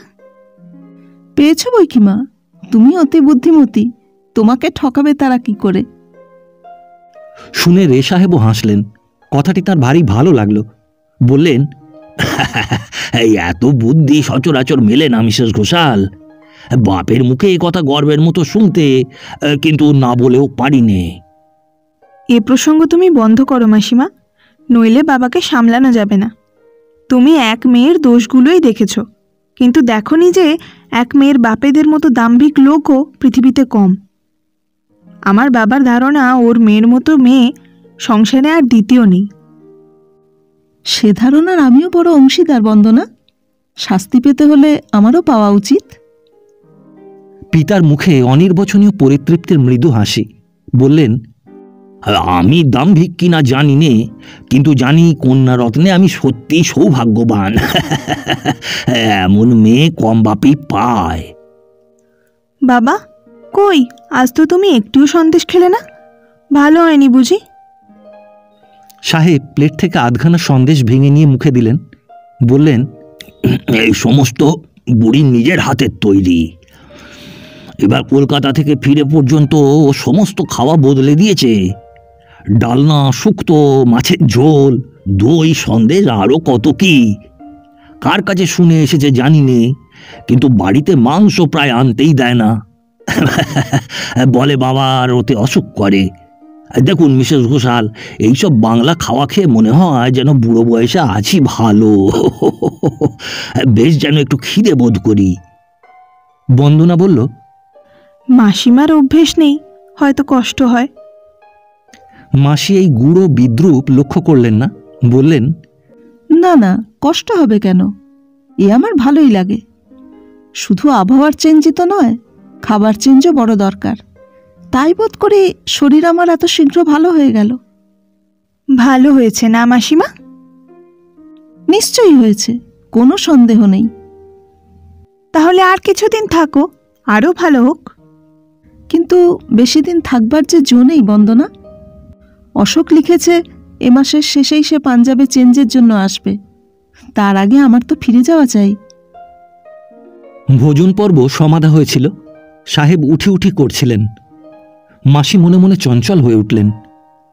প্রস্তাব উত্থাপনের সপক্ষে যে অনুকূল আবহাওয়া সৃষ্টি করে এনেছেন তা চক্ষুলজ্জায় ভ্রষ্ট হতে দিলে ফিরিয়ে আনা হয়তো দুরূহ হবে। সংকোচ অতিক্রম করে বললেন, মিস্টার রে, একটা কথা ছিল, যদি সময় না। সাহেব তৎক্ষণাৎ বসে পড়ে বললেন, না না, সময় আছে বই কি, বলুন কি কথা। আমি শুনেছি বন্দনার অমত নেই। অশোক অর্থশালী নয় সত্যি, কিন্তু সুশিক্ষা ও চরিত্র বলে স্ট্রাগল করে একদিনও উঠবেই আমার দৃঢ় বিশ্বাস। আপনি যদি ওকে আপনার মেয়ের অযোগ্য বিবেচনা না করেন তো। সাহেব আশ্চর্য হয়ে বললেন, কিন্তু সে কি করে হতে পারে মিসেস ঘোষাল? অশোক আপনার ভাইপো, সম্পর্কে সেও তো বন্দনার মামাতো ভাই। শুধু নামে, নইলে বহু দূরের সম্বন্ধ। আমার দিদিমা এবং বন্দনার মায়ের দিদিমা দুজনে বোন ছিলেন। সেই সম্পর্কেই আমি বন্দনার মাসি। এ বিবাহ নিষিদ্ধ হতে পারে না মিস্টার রে। সাহেব কিছুক্ষণ চুপ করে রইলেন।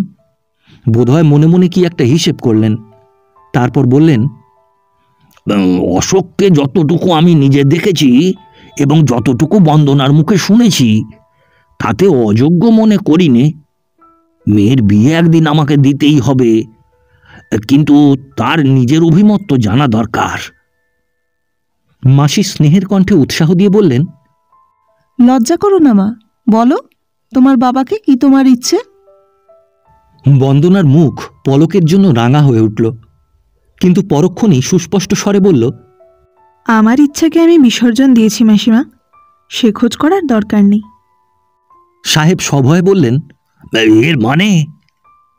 মানে ঠিক তোমাদের আমি বুঝিয়ে বলতে পারবো না বাবা, কিন্তু তাই বলে ভেবো না যেন আমি বাধা দিচ্ছি। একটু থেমে বলল, আমার সতী দিদির বিয়ে হয়েছিল তার 9 বছর বয়সে। বাপ মা যার হাতে তাকে সমর্পণ করলেন মেজদি তাকেই নিলেন, নিজের বুদ্ধিতে বেছে নেননি। তবু ভাগ্যে যাকে পেলেন সে স্বামী জগতে দুর্লভ। আমি সেই ভাগ্যকেই বিশ্বাস করব বাবা। বিপ্রদাসবাবু সাধু পুরুষ। আসবার আগে আমাকে আশীর্বাদ করে বলেছিলেন, যেখানে আমার কল্যাণ ভগবান আমাকে সেখানেই দেবেন। তার সেই কথা কখনো মিথ্যে হবে না। তুমি আমাকে যা আদেশ করবে আমি তাই পালন করব। মনের মধ্যে কোনো সংশয়, কোনো ভয় রাখব না। সাহেব বিস্ময়ে স্থির হয়ে তার প্রতি চেয়ে রইলেন। মুখ দিয়ে একটা কথাও বের হল না। মাসি বললেন, বিয়ের সময় তোমার মেজদি ছিলেন বালিকা, তাই তার মতামতের প্রশ্নই ওঠেনি। কিন্তু তুমি তা নও, বড় হয়েছ, নিজের ভালো মন্দের দায়িত্ব তোমার নিজের। এমন চোখ বুজে ভাগ্যের খেলা তো তোমার সাজে না বন্দনা।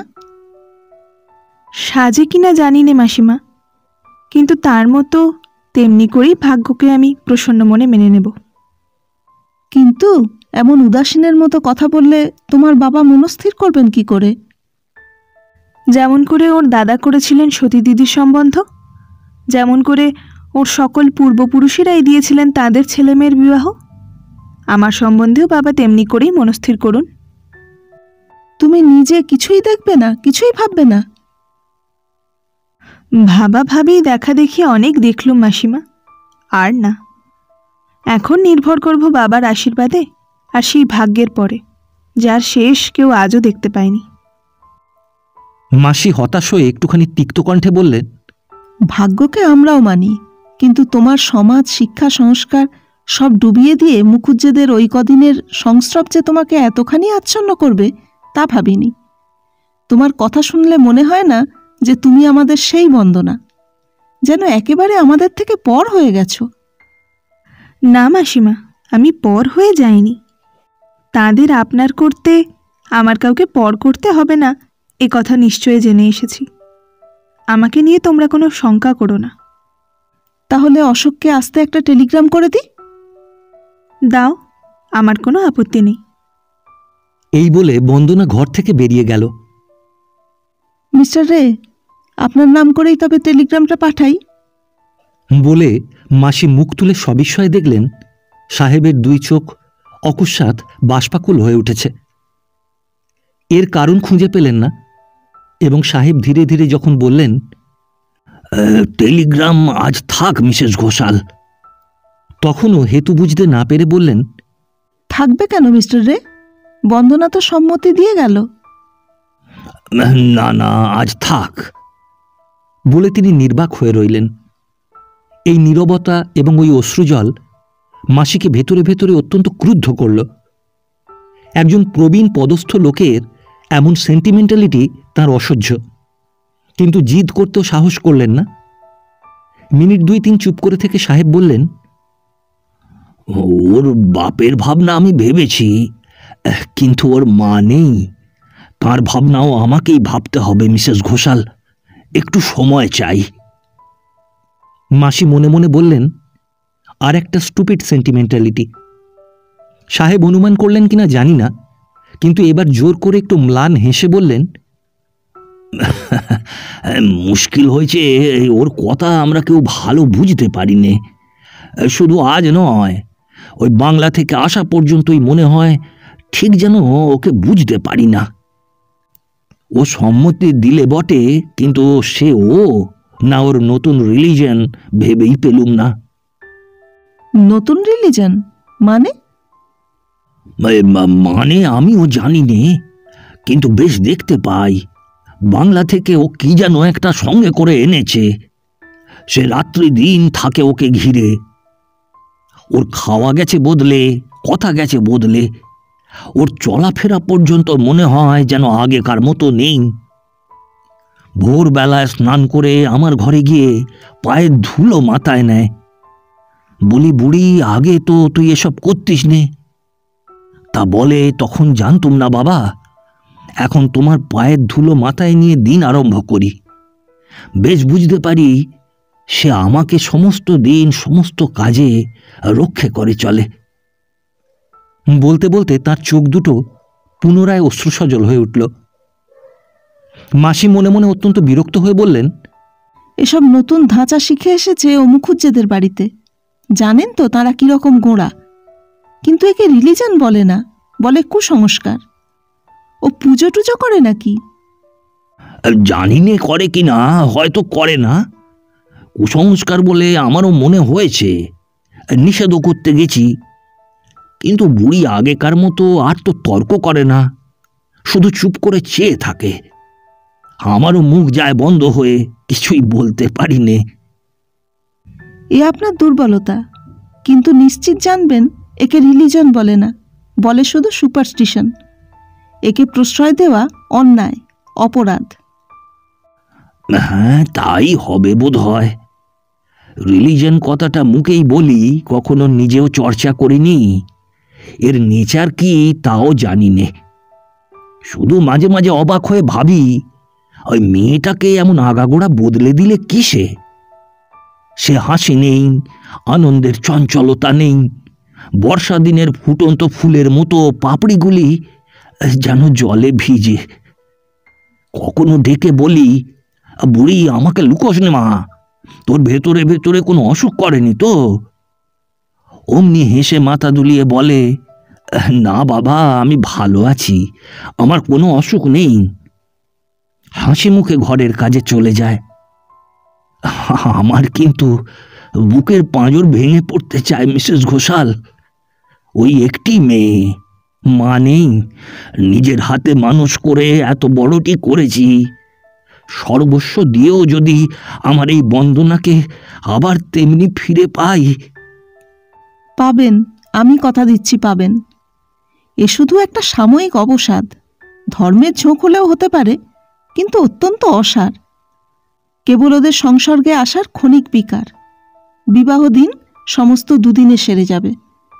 চিরদিনের শিক্ষাই মানুষের থাকে মিস্টার রে, দুদিনের বাতিক দুদিনেই ফুরোয়। সাহেব আশ্বস্ত হলেন, তথাপি সন্দেহ ঘুঁচল না।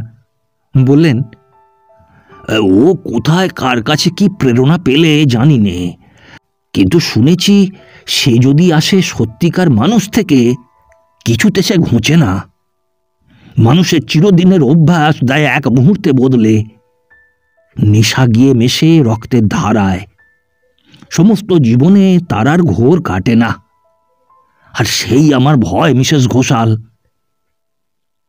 প্রত্যুত্তরে মাসি একটু অবজ্ঞার হাসি হাসলেন, বললেন, বাজে বাজে, আমি অনেক দেখেছি মিস্টার রে।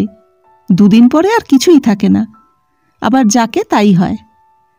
কিন্তু বাড়তে দেওয়াও চলবে না। আজই অশোককে একটা তার করে দিই, সে এসে পড়ুক। আজই দেবেন? হ্যাঁ, আজই, এবং আপনার নামেই। সাহেব মৃদু কণ্ঠে সম্মতি জানিয়ে বললেন, যা ভালো হয় করুন। আমি জানি অশোক ভালো ছেলে, চরিত্রবান, সৎ। তা নইলে ওকে সঙ্গে নিয়ে বন্দনা কিছুতে আসতে রাজি হতো না। মাসি এই কথাটাকেই আর একবার ফাঁপিয়ে ফুলিয়ে বলতে গেলেন, কিন্তু বাধা পড়ল। বন্দনা ঘরে ঢুকে বলল, বাবা, আজ হাজি সাহেবের মেয়েরা আমাকে চায়ের নেমন্তন্ন করেছে। দুপুরবেলা যাব। বিকালে আফিসের ফেরত আমাকে বাড়ি নিয়ে এসো। মাসি প্রশ্ন করলেন, তাদের বাড়িতে তুমি তো কিছু খাবে না বন্দনা? না মাসিমা। কেন? আমার ইচ্ছে করে না। বাবা, তুমি ভুলে যাবে না তো? না মা, তোমাকে আনতে ভুলে যাব এমন কখনো হয়? এই বলে সাহেব একটু হাসলেন, বললেন, এই অশোক আসছেন, তাকে আজ একটা তার করে দেব। বেশ তো বাবা, দাও না। মাসি বললেন, আমিই জোর করে তাকে আনছি। দেখো, এলে যেন অসম্মান না হয়। তোমার ভয় নেই মাসিমা, আমরা কারো অসম্মান করি নে। অশোকবাবু নিজেই জানেন। মেয়ের কথা শুনে সাহেব প্রসন্ন মুখে বললেন, ওই আপিসের পথে আজই তাকে একটা টেলিগ্রাম করে দেব বুড়ি। আজ শুক্রবার, ওই সোমবার এসে পৌঁছতে পারবে যদি না কোনো ব্যাঘাত ঘটে। দরওয়ান ডাক নিয়ে হাজির হল। অসংখ্য সংবাদপত্র নানা স্থানের, চিঠিপত্র কম নয়। কিছুদিন থেকে ডাকের প্রতি বন্দনার ঔৎসুক্য ছিল না। সে জানত প্রতিদিন আশা করে অপেক্ষা করা বৃথা। তাকে মনে করে চিঠি লিখবার কেউ নেই। চলে যাচ্ছিল, সাহেব ডেকে বললেন, এই যে তোমার নামের দুখানা, আর আপনারও একখানা রয়েছে মিসেস ঘোষাল। নিজের চেয়েও পরের চিঠিতে মাসির কৌতূহল বেশি। মুখ বাড়িয়ে দেখে বললেন, একখানা তো দেখছি অশোকের হাতের লেখা, ওটা কার? এই অকারণ প্রশ্নের উত্তর বন্দনা দিল না। চিঠি দুটো হাতে নিয়ে নিজের ঘরে চলে গেল। সাহেব মুচকি হেসে বললেন, অশোকের সঙ্গে দেখছি চিঠিপত্র চলে, তার করে দি সে আসুক। ছেলেটি সত্যিই ভালো, তাকে বিশ্বাস না করলে বন্দনা কখনো চিঠি লিখত না। প্রত্যুত্তরে মাসিও সগর্বে একটু হাসলেন, অর্থাৎ জানি আমি অনেক কিছুই। বিকালে আপিসের পথে হাজি সাহেবের বাড়ি ঘুরে রে সাহেব একাকী ফিরে এলেন। বন্দনা সেখানে যায়নি। মাসি সামনেই ছিলেন, মুখ ভার করে বললেন, বন্দনা চিঠি নিয়ে সেই যে নিজের ঘরে ঢুকেছে, আর বার হয়নি। সাহেব উদ্বিগ্ন মুখে প্রশ্ন করলেন, খায়নি? না, সকালে সেই যে দুটো ফল খেয়েছিল, আর কিচ্ছু না। সাহেব দ্রুতপদে কন্যার ঘরের দরজায় গিয়ে ঘা দিলেন। বুড়ি! বন্দনা কবাট খুলে দিল। তার মুখের প্রতি চেয়ে পিতা স্তব্ধ হয়ে রইলেন। কি হয়েছে রে? বন্দনা বলল, বাবা, আজ রাতের গাড়িতে আমি বলরামপুরে যাব। বলরামপুরে কেন? দ্বিজদাসবাবু একখানা চিঠি লিখেছেন, পড়বে বাবা? তুই পড় মা, আমি শুনি, বলে সাহেব চৌকি টেনে নিয়ে বসলেন। বন্দনা তাকে ঘেঁষে দাঁড়িয়ে যে চিঠিখানা পড়ে শোনাল তা এই। সুচরিতাসু, আপনার যাবার দিনটি মনে পড়ে। উঠানে গাড়ি দাঁড়িয়ে বললেন মাঝে মাঝে খবর দিতে। বললুম কুড়ে মানুষ আমি, চিঠিপত্র লেখা সহজে আসেও না, ভালো লিখতেও জানি না। এবার বরঞ্চ আর কাউকে দিয়ে যান। শুনে অবাক হয়ে চেয়ে রইলেন। তারপরে গাড়িতে গিয়ে উঠে বসলেন। দ্বিতীয় অনুরোধ করলেন না। হয়তো ভাবলেন, অসৌজন্য যাকে এমন সময়েও একটা ভালো কথা মুখে আনতে দেয় না, তাকে আর বলবার কি আছে। আমি এমনিই বটে, তবু আশা ছিল লিখতেই যদি হয় যেন এমন কিছু লিখতে পারি যা খবরের চেয়ে বড়। সে লেখা যেন অনায়াসে আমার সকল অপরাধের মার্জনা চেয়ে নিতে পারে। মনে ভাবতুম, মানুষের জন্য কি শুধু অভাবিত দুঃখই আছে? অভাবিত সুখ কি জগতে নেই? দাদার ইষ্টদেবতা শুধু চোখ বুজেই থাকবেন, চেয়ে কখনো দেখবেন না? অঘটন যা ঘটল সেই হবে চিরস্থায়ী, তাকে টলাবার শক্তি কোথাও নেই। দেখা গেল নেই, সে শক্তি কোথাও নেই। না টললেন ভগবান, না টলল তাঁর ভক্ত। নিবাত নিষ্কম্প দীপশিখা আজও তেমনি ঊর্ধ্ব মুখে জ্বলছে, জ্যোতির কণামাত্র অপচয়ও ঘটেনি। এ প্রসঙ্গ কেন তাই বলি। 3 দিন হলো দাদা বাড়ি ফিরে এসেছেন। সকালে যখন গাড়ি থেকে নামলেন, তার পেছনে নামল বাসু, খালি পা, গলায় উত্তরীয়। গাড়ি ফিরে চলে গেল, আর কেউ নামল না। সকালের রোদে ছাদে দাঁড়িয়েছিলুম। চোখের সম্মুখে সমস্ত পৃথিবী হয়ে এলো অন্ধকার, ঠিক অমাবস্যা রাত্রির মতো। বোধ করি মিনিট 2 হবে, তারপরে আবার সব দেখতে পেলুম, আবার সব স্পষ্ট হয়ে এলো। এমন যে হয় এর আগে আমি জানতুম না। নিচে নেমে এলুম। দাদা বললেন, তোর বৌদি কাল সকালে মারা গেছেন দিজু। হাতে টাকা কড়ি বিশেষ নেই, সামান্যভাবে তাঁর শ্রাদ্ধের আয়োজন করে দে। মা কোথায়? বললাম, ঢাকায়, তার মেয়ের বাড়িতে। ঢাকায়? একটু চুপ করে থেকে বললেন, কি জানি আসতে হয়তো পারবেন না, কিন্তু মাতৃদায় জানিয়ে বাসু তাঁকে চিঠি দেয় যেন। বললুম, দেবে বই কি। বাসু ছুটে এসে আমার গলা জড়িয়ে বুকে মুখ লুকালো, তারপর কেঁদে উঠল। সে কান্নারও যেমন ভাষা নেই, চিঠিতে সে প্রকাশ করারও তেমনই ভাষা নেই।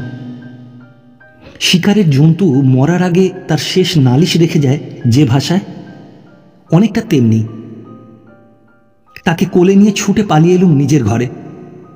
সে তেমনি করেই কাঁদতে লাগলো বুকে মুখ রেখে। মনে মনে বললুম, ওরে বাসু, লোকসানের দিক দিয়ে তুই যে বেশি হারালি তা নয়, আর একজনের ক্ষতির মাত্রা তোকেও ছাপিয়ে গেল।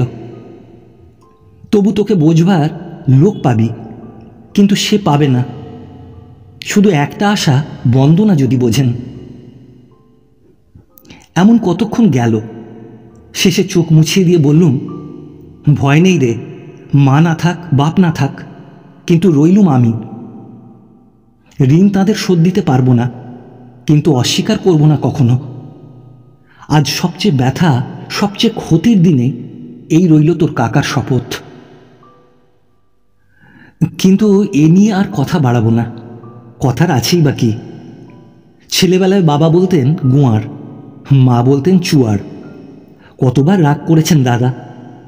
অনাদরে অবহেলায় কতদিন এ বাড়ি হয়ে উঠেছে বিষ।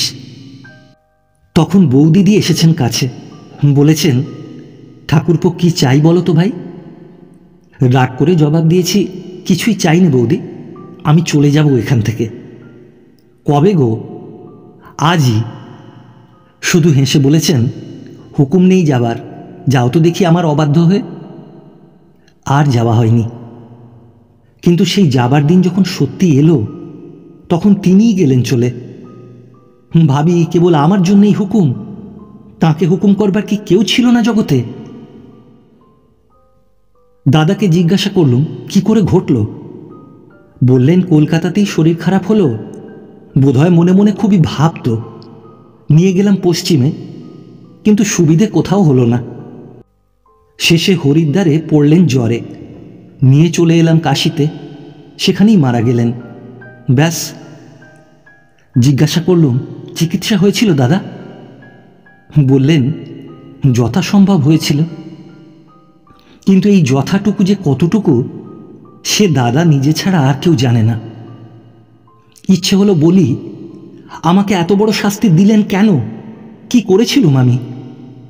কিন্তু তার মুখের পানে চেয়ে এ প্রশ্ন আর আমার মুখে এলো না। জিজ্ঞাসা করলুম, তিনি কাউকে কিছু বলে যাননি দাদা? বললেন, হ্যাঁ, মৃত্যুর ঘণ্টা 10 পূর্ব পর্যন্ত চেতনা ছিল। জিজ্ঞাসা করলাম, সতী মাকে কিছু বলবে? বললে, না। আমাকে? না। দিজুকে? হ্যাঁ। তাকে আমার আশীর্বাদ দিও, বলো সব রইল। ছুটে পালিয়ে এলুম বৌদিদির শূন্য ঘরে। ছবি তোলাতে তার ভারী লজ্জা ছিল, শুধু ছিল একখানি লুকোনো তার আলমারির আড়ালে আমারই তোলা ছবি। সুমুখে দাঁড়িয়ে বললুম, ধন্য হয়ে গেছি বৌদি, বুঝেছি তোমার হুকুম। এত শীঘ্র চলে যাবে ভাবিনি, কিন্তু কোথাও যদি থাকো দেখতে পাবে। তোমার আদেশ অবহেলা করিনি। শুধু এই শক্তি দিও, তোমার শোকে কারো কাছে আমার চোখের জল যেন না পড়ে। কিন্তু আজ এই পর্যন্তই থাক তাঁর কথা। এবার আমি যাবার সময় অনুরোধ করেছিলেন বিবাহ করতে, কারণ এত ভার একলা বইতে পারবো না, সঙ্গীত দরকার। সেই সঙ্গী হবে মৈত্রেয়ী, এই ছিল আপনার মনে। আপত্তি করিনি। ভেবেছিলাম সংসারে 15 আনা আনন্দই যদি ঘুঁচল, 1 আনার জন্য আর টানাটানি করব না। কিন্তু সেও আর হয় না। বৌদিদির মৃত্যু এনে দিলে অলঙ্ঘ বাধা। বাধা কিসের?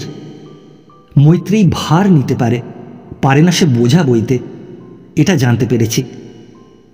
কিন্তু আমার এবার সেই বোঝাই হলো ভারী। তবু বলবো, বিপদের দিনে সে আমাদের অনেক করেছে, তার কাছে আমি কৃতজ্ঞ। সময় যদি আসে তার ঋণ ভুলব না।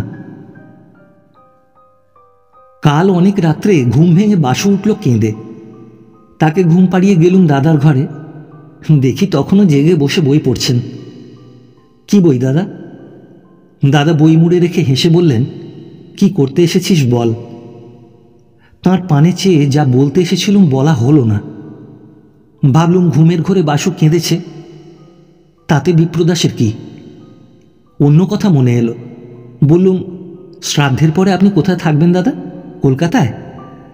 বললেন, না রে, যাব তীর্থ ভ্রমণে। ফিরবেন কবে?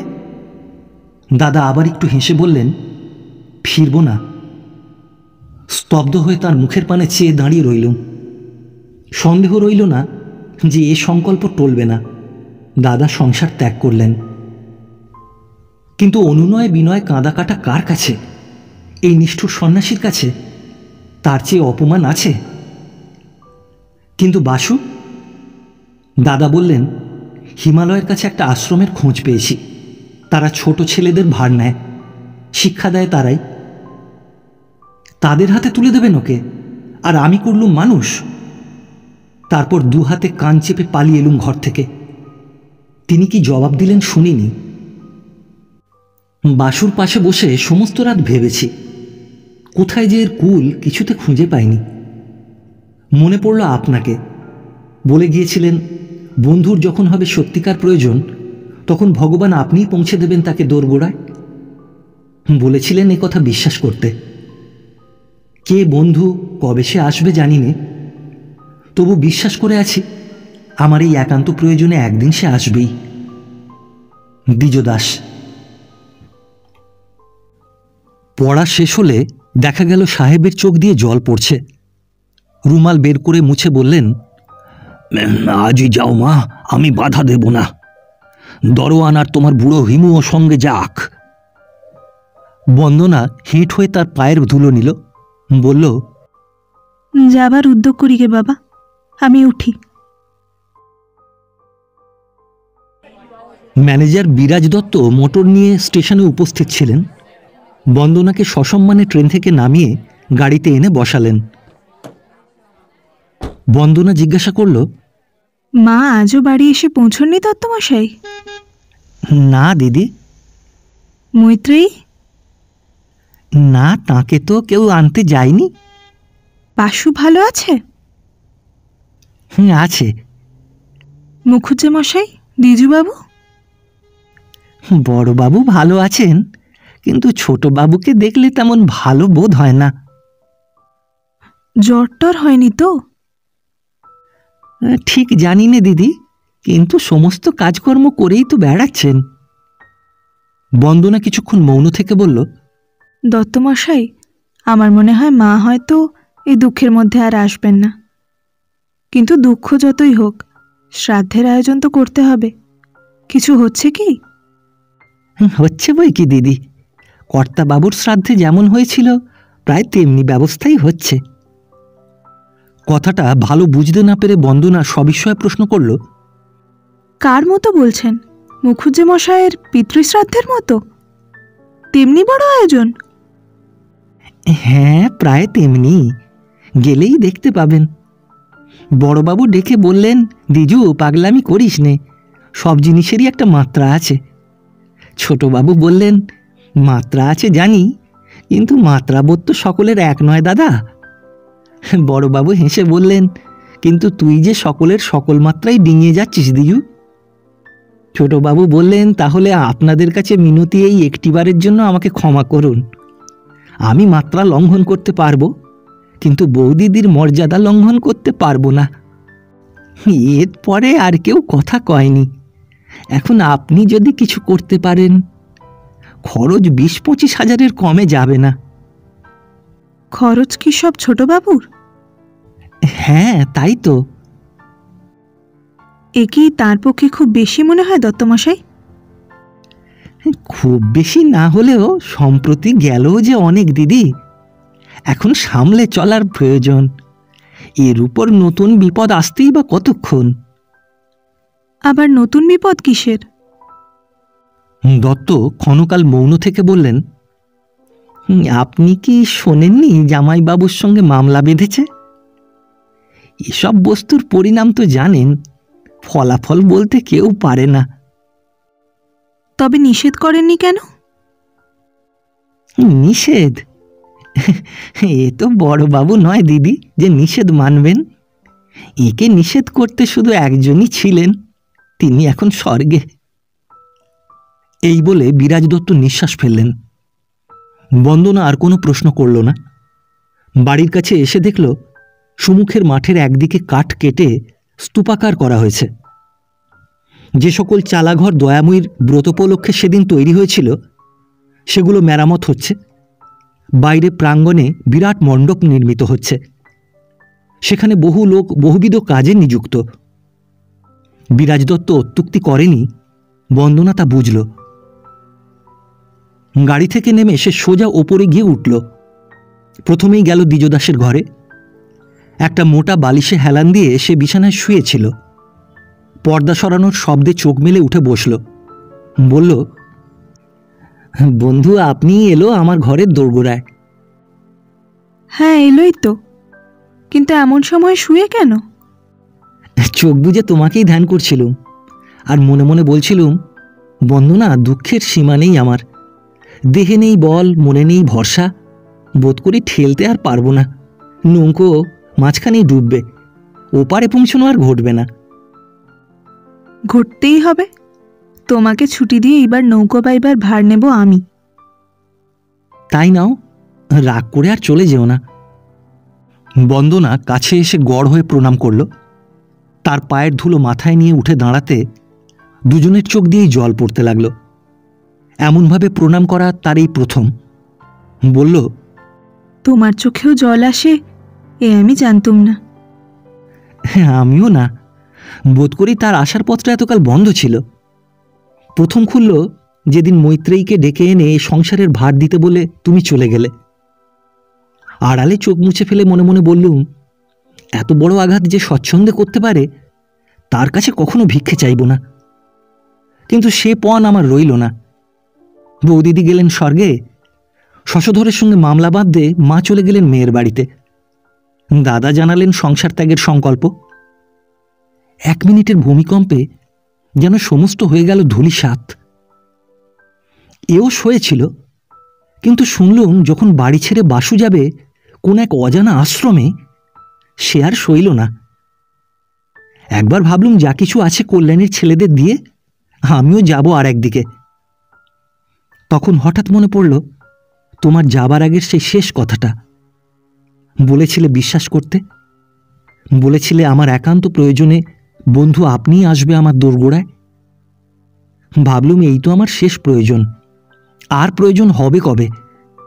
তাই লিখলুম তোমাকে চিঠি। সন্দেহ আসতে চায় মনে, জোর করে তাদের তাড়িয়ে দিয়ে বলি, আসবেই বন্ধু, নইলে মিথ্যে হবে তার কথা। মিথ্যে হয়ে যাবে বৌদিদির শেষ আশীর্বাদ। যে বোঝা তিনি ফেলে গেলেন, সে বোঝা বইব আমি কোন জোরে। বলতে বলতে দুফোঁটা অশ্রু আবার গড়িয়ে পড়ল। বন্দনা বলল, সবাই বলে তুমি বড় অবাধ্য, একা বৌদির ছাড়া আর কারো কথা কখনো শোনোনি। হে, এই তোমার ভয়? কিন্তু কেন যে শুনিনি, বৌদি বেঁচে থাকলে এর জবাব দিতেন। এই বলে সে নিজের চোখ মুছে ফেলল। বন্দনা চুপ করে কয়েক মুহূর্ত তার প্রতি চেয়ে বলল, জবাব পেয়েছি তোমার, আর আমার শঙ্কা নেই। এই বলে সে দ্বিজদাসের হাতখানি নিজের হাতের মধ্যে টেনে নিয়ে আবার কিছুক্ষণ স্থির থেকে বলল, কেবল তোমার চারপাশেই যে ভূমিকম্প হয়েছে তাই নয়, আমার মধ্যেও এমনই প্রবল ভূমিকম্প হয়ে গেছে। যা ভূমিসাৎ হবার তা ধুলোয় লুটিয়েছে, যা ভাঙবার নয় টলবার নয় সেই অটলকেই আজ ফিরে পেলুম। এবার যাই দাদার কাছে। যাবার দিনে আমাকে তিনি আশীর্বাদ করে বলেছিলেন, বন্দনা, যে তোমার আপন, আমার আশীর্বাদ যেন তাকেই একদিন তোমার হাতে এনে দেয়। সাধুর বাক্য আমি অবিশ্বাস করিনি, নিশ্চয়ই জেনেছিলাম এ কথা তার সত্য হবেই। শুধু ভাবিনি সে আশীর্বাদ এমন দুঃখের ভেতর দিয়ে সেই আপনজনকে এনে দেবে। যাই গিয়ে তাকে প্রণাম করি গে। দ্বিজু, বন্দনা এসেছে না? এই বলে সাড়া দিয়ে অন্নদা এসে প্রবেশ করল। এসেছি অনুদি। বলে বন্দনা ফিরে চাইল। অন্নদার গভীর শোকাচ্ছন্ন মুখের প্রতি চেয়ে বন্দনা চমকে উঠল। কাছে গিয়ে তার বুকের ওপর মাথা রেখে অস্ফুটে বলল, তোমার ও মূর্তি আমি ভাবতেও পারিনি অনুদি। তারপরে হু হু করে কেঁদে উঠল। অন্নদার চোখ দিয়ে জল পড়ছিল। ধীরে ধীরে বহুক্ষণ পর্যন্ত তার পিঠের ওপর হাত বুলিয়ে মৃদুস্বরে বলতে লাগল, হঠাৎ আর চলে যেও না দিদি, দিন কতক থাকো। আর তোমাকে কি বলবো আমি। বন্দনা কথা বলল না, বুকের উপর তেমনি মুখ লুকিয়ে মাথা নেড়ে শুধু সায় দিল। এমনিভাবে আরও বহুক্ষণ গেল। তারপর মুখ তুলে আঁচলে চোখ মুছে জিজ্ঞাসা করল, বাসু কোথায় অনুদি? চাকরেরা তাকে পুকুরে স্নান করাতে নিয়ে গেছে। তাকে রেঁধে দেয় কে? দ্বিজু। ওরা দুজনে একসঙ্গে খায়, একসঙ্গে শোয়। বলতে বলতে আবার তার চোখে জল এসে পড়ল। মুছে বলল, মা তো শুধু বাসুর মরেনি, ওরও মরেছে। আবার চোখ মুছে বলল, সবাই বলে অকালে অসময়ে বাড়ির বউ মরেছে। ছেলে মানুষের শ্রাদ্ধে এত ঘটা কেন? ওরে সবাই করে মানা। বাহুল্য দেখে তাদের গা জ্বলে, ভাবে এ যে বাড়াবাড়ি। জানে না তো সে ছিল ওর আর এক জন্মের মা। কোনো ছলে সে মর্যাদায় ঘা লাগলে ও সইবে কি করে? দ্বিজদাস বন্দনাকে ইঙ্গিতে দেখিয়ে বলল, আর ভয় নেই অনুদি, বন্দনা এসেছেন, এবার সমস্ত বোঝা ওর মাথায় ফেলে দিয়ে আমি আড়াল হয়ে যাব। পরের মেয়ে এত বোঝা বইবে কেন ভাই? পরের মেয়েরাই তো বোঝা বয় অনুদি। ওকে ডেকে এনে বলেছি, এত দুঃখের ভাড়া বইতে আমি পারবো না।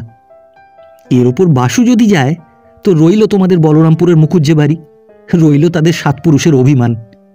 শশধরের ছেলেদের ডেকে এনে সংসারে আমি ইস্তফা দেব। দাদাই শুধু পারে তাই নয়, দ্বিজুও পারে। সন্ন্যাস নিতে পারবো না বটে, ও আমি বুঝি নে, কিন্তু টাকা কড়ির বোঝা অনায়াসে ফেলে দিয়ে যাব। অন্নদা বন্দনার হাত দুটি ধরে বলল, পারবে না দিদি বিপিনের মত করতে? পারবে না বাসুকে বাড়িতে রাখতে? পারবো অনুদি। আর এই যে বাঁধল সর্বনেশে মামলা জামাইবাবুর সঙ্গে, পারবে না থামাতে? হ্যাঁ, এও পারবো অনুদি। ক্ষণকাল স্তব্ধ থেকে বলল, উনি কোনোদিন আমার অবাধ্য হবেন না, এই শর্তেই এবারে ছোট বউ হতে রাজি হয়েছি অনুদি। কথাটা অন্নদা ভালো বুঝতে না পেরে চুপ করে চেয়ে রইল। বন্দনা বলল, যা গেছে সে তো গেছেই, এর উপর কি মাকেও হারাতে হবে? মোকদ্দমা না থামালে তাকে ফিরিয়ে আনবো আমি কি করে? দ্বিজদাস বালিশের তলা থেকে চাবির গোছাটা বের করে বন্দনার পায়ের কাছে ফেলে দিয়ে বলল, এই নাও, অবাধ্য হব না এই শর্তই তোমার কাছে আজ করলুম। বন্দনা চাবির গোছা তুলে আঁচলে বাঁধল। এইবার অন্নদা এর তাৎপর্য বুঝল। বন্দনাকে বুকের ওপর টেনে নিয়ে স্থির হয়ে রইল।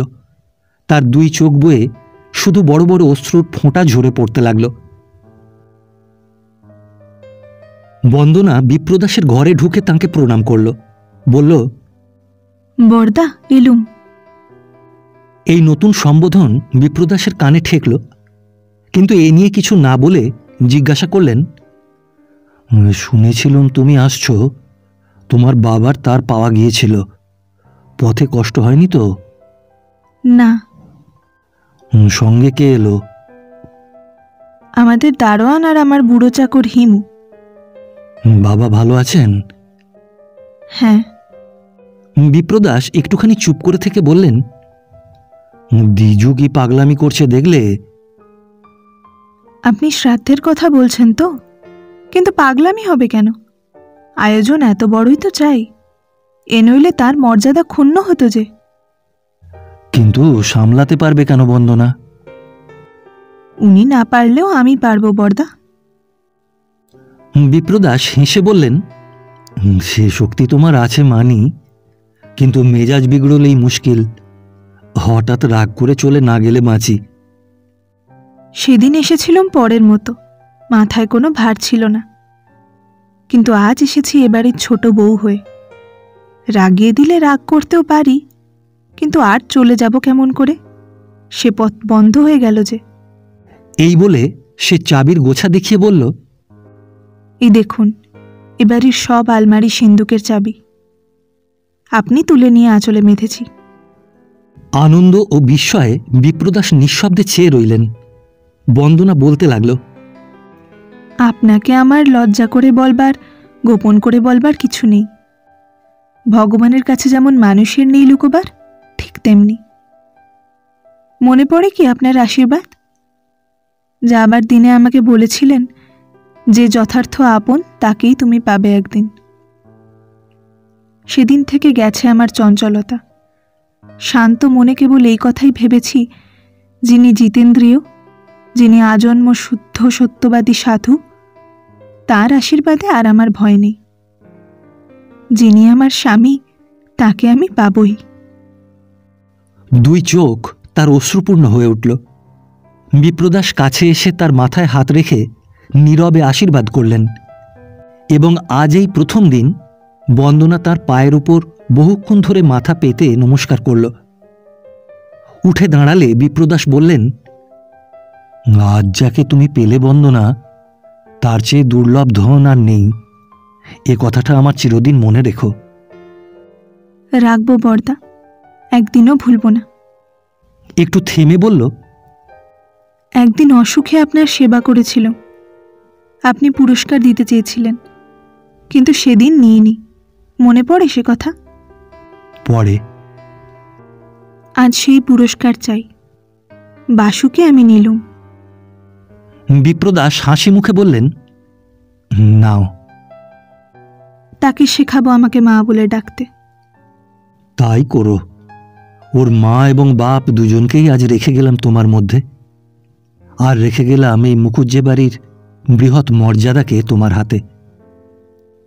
বন্দনা ক্ষণকাল মাথা হেঁট করে এই ভার যেন নীরবে গ্রহণ করল।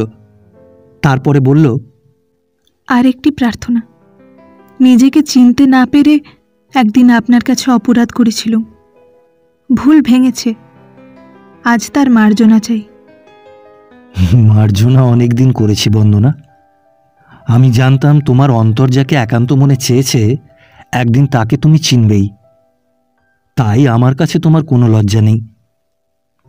বন্দনার চোখে আবার জল আসছিল, জোর করে নিবারণ করে বলল, আরও একটি ভিক্ষে। আমাদের সংসারে কি একদিনও থাকবেন না আর?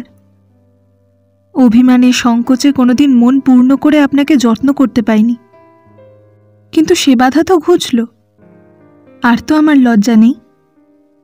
কিছুদিন থাকুন না আমার কাছে, দুদিন পুজো করি।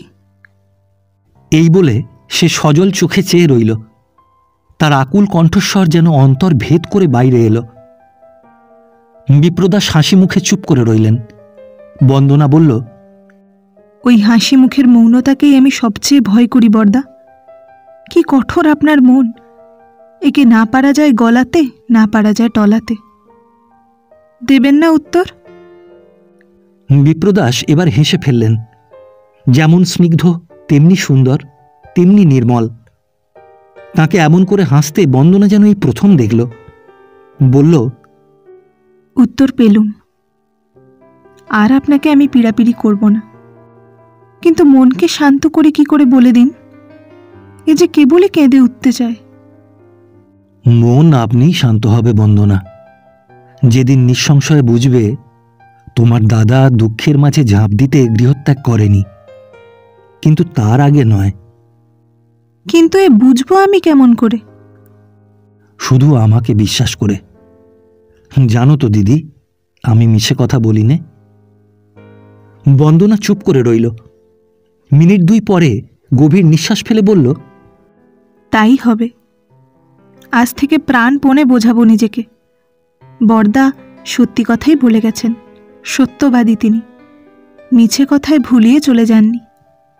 যেখানে আছে মানুষের চরম শ্রেয়, সেই তীর্থেই তিনি যাত্রা করেছেন।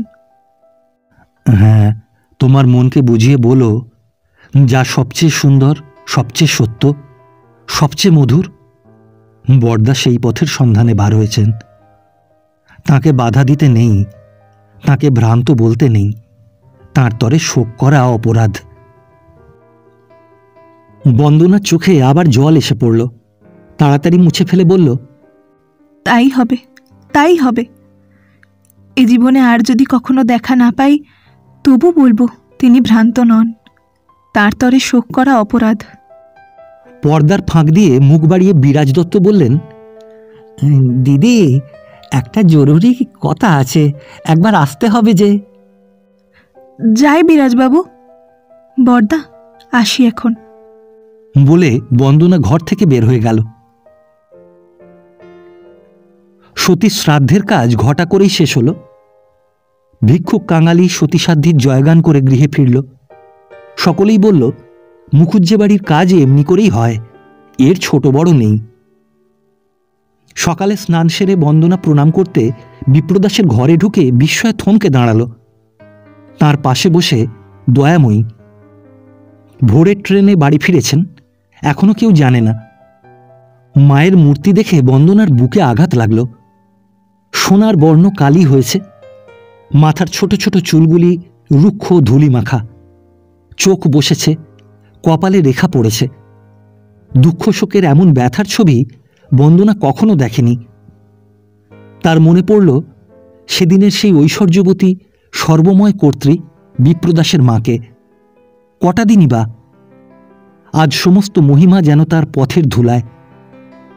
কাছে গিয়ে প্রণাম করে বলল, কখন এলেন মা? আমি জানতে পারিনি তো। দয়াময়ী তার চিবুক স্পর্শ করে চুম্বন করলেন, বললেন, আমার আশায় খবর কিসের জন্য বন্দনা? তখন আসত বিপ্রদাসের মা, তাই দেশের ছেলে বুড়ো সবাই টের পেত। বিপিন, কাজ তো চুকে গেছে বাবা, চল না মায়ে পোয়ে আজই বেরিয়ে পড়ি। শুনে বিপ্রদাস হেসে বলল, তোমার ভয় নেই মা, মায়ে পোয়ে যাত্রায় বিঘ্ন ঘটবে না। কিন্তু আজই হয় না। বন্দনার বাবা আসছেন কাল। তোমার ছোট বউয়ের হাতে সংসার বুঝিয়ে না দিয়ে যাবে কেমন করে? দয়াময়ী অনেকক্ষণ মৌন থেকে বললেন, তাই হোক বিপিন, সহ্য হবে না আমার এমন মিথ্যে আর মুখে আনবো না। কিন্তু কটা দিন আর বাকি? কেবল 7টা দিন মা, আবার আজকের দিনেই আমরা যাত্রা শুরু করব। বন্দনা বলল, মা, বাড়ির ভেতর আপনার ঘরে চলুন। দয়াময়ী মাথা নেড়ে অস্বীকার করলেন। তোমার এই কথাটি রাখতে পারবো না মা। যে কটা দিন থাকবো এইখানেই থাকবো, আবার যাবার দিন এলে এই বাইরের ঘর থেকেই দুজনে বার হয়ে যাব। ভেতরে যা কিছু রইল সেসব তোমার রইল মা। বন্দনা পীড়াপিড়ি করল না, শুধু আবার একবার তার পদধূলি নিয়ে নত মুখে বের হয়ে গেল। বিপ্রদাসের পত্র পেয়ে রে সাহেব 1 সপ্তাহে ছুটি নিয়ে বলরামপুরে এসে উপস্থিত হলেন এবং মেয়েকে দ্বিজুর হাতে অর্পণ করে আবার কর্মস্থলে ফিরে গেলেন। এ বিবাহে নহবত বাজল না, বরযাত্রী কন্যাযাত্রীর বিবাদ বাঁধল না, মেয়েরা উলু দিল অস্ফুটে, শাঁখ বাজল চাপা সুরে, বাসরগৃহ রইল স্তব্ধ মৌন। নিরালা কক্ষে দ্বিজদাসের বিষণ্ণ মুখের পানে চেয়ে বন্দনা প্রশ্ন করল, কি ভাবছো বলো তো? ভাবছি তোমার কথা, ভাবছি আমার চেয়ে তুমি অনেক বড়। কেন? নইলে পারতে না। সর্বনাশ বাঁচাতে কি দুঃখের পথ হেঁটেই না তুমি আমার কাছে এলে। তুমি আসতে না? না।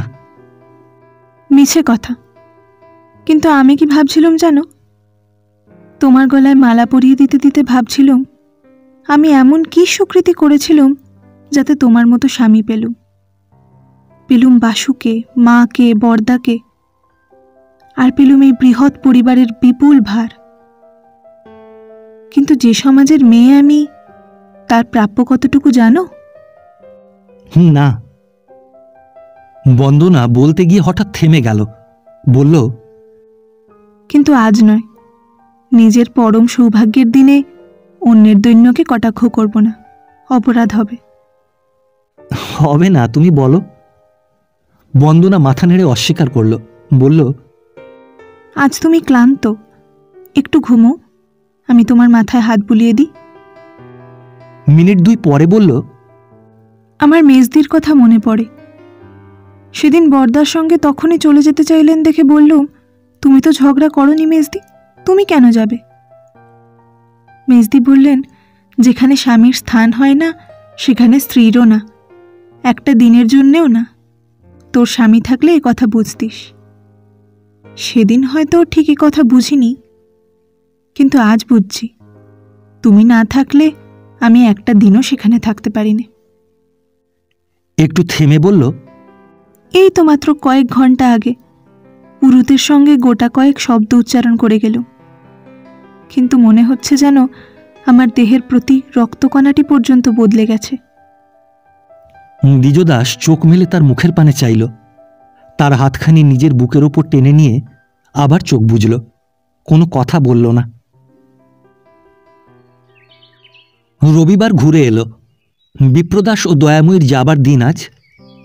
তীর্থভ্রমণ দয়াময়ীর একদিন সমাপ্ত হবে, সেদিন সংসারের আকর্ষণ হয়তো এই গৃহেই তাকে আবার টেনে আনবে।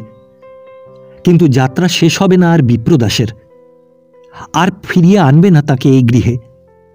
এ কথা শুনেছে অনেকে, কেউ বিশ্বাস করেছে, কেউ করেনি। প্রাঙ্গণে মোটর দাঁড়িয়ে, কাছে দূরে বাড়ির সকলেই উপস্থিত। মেয়েরা দ্বিতলের বারান্দায় দাঁড়িয়ে চোখ মুছছে। বিপ্রদাস উঠতে গিয়ে জিজ্ঞাসা করলেন, এই দ্বিজুকে দেখছি না কেন? কে একজন বলল, তিনি বাড়ি নেই, কি একটা কাজে বাইরে গেছেন।